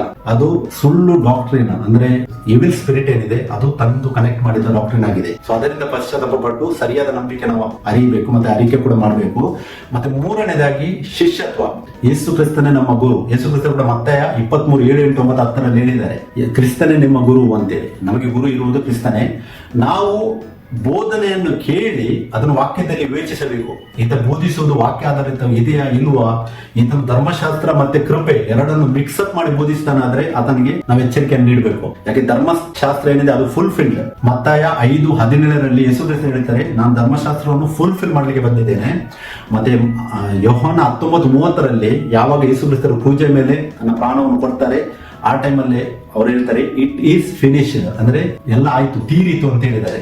ಧರ್ಮಶಾಸ್ತ್ರವನ್ನು ತೀರಿಸಿದ ಮೇಲೆ ಪುನರುತ್ಥಾನವನ್ನು ಹೊಂದಿ ನಮಗೆ ಅವರು ಹೇಳಿದ್ದಾರೆ, ನನ್ನನ್ನು ಹಿಂಬಾಲಿಸು. ಕೃಪೆ ಕಾಲದಲ್ಲಿ ನಮ್ಮನ್ನು ಹಿಂಬಾಲಿಸಲಿಕ್ಕೆ ಹೇಳಿದ್ದಾರೆ. ಸೊ ದೇವರ ರಕ್ಷಣಾ ಕಾರ್ಯ ಏನಿದೆ ಅದು ವಾಕ್ಯದ ಅನುಗುಣವಾಗಿ ಅರಿತುಕೊಂಡು ವಾಕ್ಯದಲ್ಲಿ ನೆಲೆಗೊಳ್ಳಬೇಕು. ಸೊ ಮೊದಲು ಸತ್ಯ ಸ್ವಾರ್ಥೆಯಲ್ಲಿ ನೆಲೆಗೊಳ್ಳಬೇಕು. ಸರಿಯಾದ ನಂಬಿಕೆ, ಸರಿಯಾದ ನಮ್ಮ ಅರಿಕೆ ಬರಬೇಕು ಬಾಯಿಂದ. ಮತ್ತೆ ಶಿಷ್ಯತ್ವ, ನಾವು ಯೇಸುವಿನ ಶಿಷ್ಯರಾಗಬೇಕು, ದೇವರ ವಾಕ್ಯದಲ್ಲಿ ನೆಲೆಗೊಳ್ಳಬೇಕು. ಯೇಸುವಿನ ಶಿಷ್ಯರ ಅಂತ ಹೇಳಿದ್ರೆ ದೇವರ ವಾಕ್ಯದಲ್ಲಿ ನೆಲೆಗೊಳ್ಳುವುದು, ಅಂದ್ರೆ ವಾಕ್ಯಕ್ಕೆ ವಿಧೇಯತೆಯನ್ನು ತೋರಿಸುವಂತದ್ದು. ಆಮೇಲೆ ಕೊನೆಗೆ ಬರ್ತದೆ, ಇಷ್ಟು ಕಾರ್ಯ ಆದ್ಮೇಲೆ ನೀರಿನ ದೀಕ್ಷಾ ಸ್ನಾನ. ಅದೇ ದೇವರು ಮಾಡಿದ ಆ ಹೆಸರಿನಿಂದ, ದೇವರು ಕೊಟ್ಟ ಹೆಸರಿನಿಂದ. ಮತ್ತಾಯ 1:21 ಯೇಸು ಹೆಸರು ಕೊಟ್ಟಿದ್ದಾರೆ, ಆ ಹೆಸರಿನಿಂದಲೇ ನಾವು ನೀರಿನ ದೀಕ್ಷಾ ಸ್ನಾನ ಹೊಂದಬೇಕು. ಇದು ಬಿಬ್ಲಿಕಲ್, ಬೈಬಲ್ ಪ್ರಕಾರ. ಇದು ಯಾವುದೇ ಡಿನಾಮಿನೇಷನಲ್ ಡಾಕ್ಟ್ರಿನ್ ಅಂತ ತೋರಿಸ್ತಾ ಇಲ್ಲ. ಇಲ್ಲಿ ದೇವರ ವಾಕ್ಯದ ಮುಖಾಂತರ ನಿಮಗೆ ವಿವರಿಸ್ತಾ ಇದ್ದೇನೆ. ಆಕಾಶದ ಕೆಳಗೆ ಮನುಷ್ಯರೊಳಗೆ ಒಂದೇ ನಾಮ ಕೊಡಲ್ಪಟ್ಟಿದೆ. ಆ ನಾಮದಲ್ಲಿ ಹೀಲಿಂಗ್, ಡೆಲಿವರೆನ್ಸ್ ಎಲ್ಲಾ ಕ್ರಿಯೆಗಳನ್ನು ಎಲ್ಲಾ ಡಿನಾಮಿನೇಷನ್ ಮಾಡ್ತಾರೆ. ಬಟ್ ನೀರಿನ ದೀಕ್ಷಾ ಸ್ನಾನ ಮಾತ್ರ ಬರುವಾಗ ಅದನ್ನು ರಿಜೆಕ್ಟ್ ಮಾಡ್ತಾರೆ. ಸೊ ಅವರಲ್ಲಿದ್ದಂತಹ ನಂಬಿಕೆ ಅವರೇ ಟೆಸ್ಟಿಫೈ ಮಾಡುವವರಾಗಿದ್ದಾರೆ. ಸೊ ಅದಕ್ಕೆ ಪಶ್ಚಾತ್ತಾಪಪಟ್ಟು ಅದರಿಂದ ಹೊರಗೆ ಬಂದು ದೇವರ ವಾಕ್ಯದಲ್ಲಿ ನೆಲೆಗೊಳ್ಳಿ ಅಂತ ನಿಮ್ಮನ್ನು ನಾನು ಎಚ್ಚರಿಸ್ತೇನೆ. ಮತ್ತೆ ಕೊಲೊಸ್ಸೆ 3:17 ಪೌಲನು ಕೂಡ ಹೇಳಿದ್ದಾನೆ, ನಿಮ್ಮ ನುಡಿಯಿಂದಾಗಲಿ ಅಥವಾ ನಿಮ್ಮ ಕ್ರಿಯೆಗಳಿಂದಾಗಲಿ ಏನು ಮಾಡಿದರೂ ಕೂಡ ಕರ್ತನಾದ ಯೇಸುವಿನ ಹೆಸರಿನಲ್ಲಿ ಮಾಡಿರಿ ಅಂತೇಳಿ ಆತನು ಕೂಡ ಹೇಳಿದ್ದಾನೆ. ಸೊ ಇಡೀ ಬೈಬಲ್ ನಮಗೆ ತೋರಿಸುವಂತಹ ಹೆಸರಿನ ಪ್ರಾಮುಖ್ಯತೆ. ಯಾಕೆ ಆ ಹೆಸರಿನಿಂದಲೇ ನಾವು ರಕ್ಷಣೆಯನ್ನು ಹೊಂದುವರಾಗಿದ್ದೇವೆ. ದೇವರು ಕೊಟ್ಟಂತ ಹೆಸರು, ಆ ಹೆಸರನ್ನೇ ಹೊರಗೆ ಇಟ್ಟು ನಾವು ಈ ಬೋಧಕರು ಹೇಳಿದ ಪ್ರಕಾರ ನಾವು ಮಾಡಿ ನಮ್ಮ ರಕ್ಷಣೆ ಆಗಿದೆ ಅಂತ ಹೇಳಿದ್ರೆ ನಾವು ಪ್ರಾಪಂಚಿಕ ದೇವರಾಗಿ ನಮ್ಮ ಮೇಲೆ ನಾವೇ ಜಡ್ಜ್ಮೆಂಟ್ ಮಾಡುವವರಾಗಿದ್ದೇವೆ. ಕೀರ್ತನೆ 82:6 ಮತ್ತೆ ಯೋಹಾನ 10:34-35 ಯೇಸು ಕ್ರಿಸ್ತರು ಹೇಳಿದ್ದಾರೆ, ಯಾವಾಗ ಪರಿಸಯರು ಯೇಸು ಕ್ರಿಸ್ತರನ್ನು ಜಡ್ಜ್ ಮಾಡಿದ್ರು ಅವಾಗ ಯೇಸು ಕ್ರಿಸ್ತರು ಹೇಳಿದ್ದಾರೆ, ಅವರಿಗೆ ಜಡ್ಜ್ಮೆಂಟ್ ಸ್ಪಿರಿಟ್ ಅನ್ನು ಅಲ್ಲಿ ತೋರಿಸಿದ್ದಾರೆ. ಸೊ ಅದಕ್ಕೆ ನಾನು ದೇವರಿಗೆ ಸ್ತೋತ್ರವನ್ನು ಸಲ್ಲಿಸ್ತೇನೆ. ಈ ಮೊದಲನೇ ಭಾಗದಲ್ಲಿ ಪ್ರಸ್ತುತ ರಕ್ಷಣೆ ಬಗ್ಗೆ ನಾವು ತುಂಬಾ ವಿಷಯಗಳನ್ನು ವಾಕ್ಯದಲ್ಲಿ ಧ್ಯಾನಿಸಿದೆವು. ಅದು ಕ್ರಿಸ್ತನಲ್ಲಿ ನಂಬಿಕೆ ಇಟ್ಟಾಗಲೇ ಆಗೋದು. ಕ್ರಿಸ್ತ ಅಂತ ಹೇಳುವಾಗ ಏಕದೇವರು, ಒಬ್ಬನೇ ದೇವರಲ್ಲಿ ನಂಬಿಕೆ ಇಟ್ಟಾಗ ನಾವು ಮೊದಲನೇ ಹಂತದಲ್ಲಿ ನಾವು ಎಂಟರ್ ಆಗ್ತೇವೆ. ಮತ್ತೆ ಇದಕ್ಕೆ ಕಂಟಿನ್ಯೂಷನ್ ಆಗಿ ನೆಕ್ಸ್ಟ್ ಭಾಗದಲ್ಲಿ ನಿರಂತರ ತಾಳ್ಮೆ ಅಂದ್ರೆ ನಂಬಿಕೆಯಲ್ಲಿ ನಡೆಯುವ ಬಗ್ಗೆ ಕೂಡ ನಾವು ವಾಕ್ಯ ಧ್ಯಾನಿಸುವ. ಮತ್ತೆ ಇನ್ನೊಂದು ಥರ್ಡ್ ಪಾಯಿಂಟ್, ಅಂತಿಮ ರಕ್ಷಣೆ ಬಗ್ಗೆ ಕೂಡ, ಅದರ ಬಗ್ಗೆ ಕೂಡ ನಾವು ವಾಕ್ಯ ಧ್ಯಾನಿಸುವ. ಸೊ ನಾನು ಅದಕ್ಕೆ ದೇವರಿಗೆ ಸ್ತೋತ್ರವನ್ನು ಸಲ್ಲಿಸ್ತೇನೆ. ಈ ಎಲ್ಲ ವಿಷಯಗಳನ್ನು ವಾಕ್ಯ ಭಾಗದಿಂದ ದೇವರು ಇಲ್ಲಿ ನನಗೆ ಪ್ರಕಟಿಸಿದ್ದಕ್ಕಾಗಿ ಮತ್ತೆ ನಿಮಗೂ ಇಲ್ಲಿ ಶೇರ್ ಮಾಡುವಂತ ಕೃಪೆಯನ್ನು ಕೊಟ್ಟಿದ್ದಕ್ಕಾಗಿ ಇದರೆಲ್ಲ ಘನ, ಮಾನ, ಮಹಿಮೆ ಎಲ್ಲವನ್ನು ನಮ್ಮ ಕರ್ತನು, ಒಡೆಯನು, ರಕ್ಷಕನೂ ಆದ ಏಕದೇವರಾದ ಯೇಸು ಕ್ರಿಸ್ತನಿಗೆ ಸಲ್ಲಿಸ್ತೇನೆ. Praise the Lord. Thank you. Amen.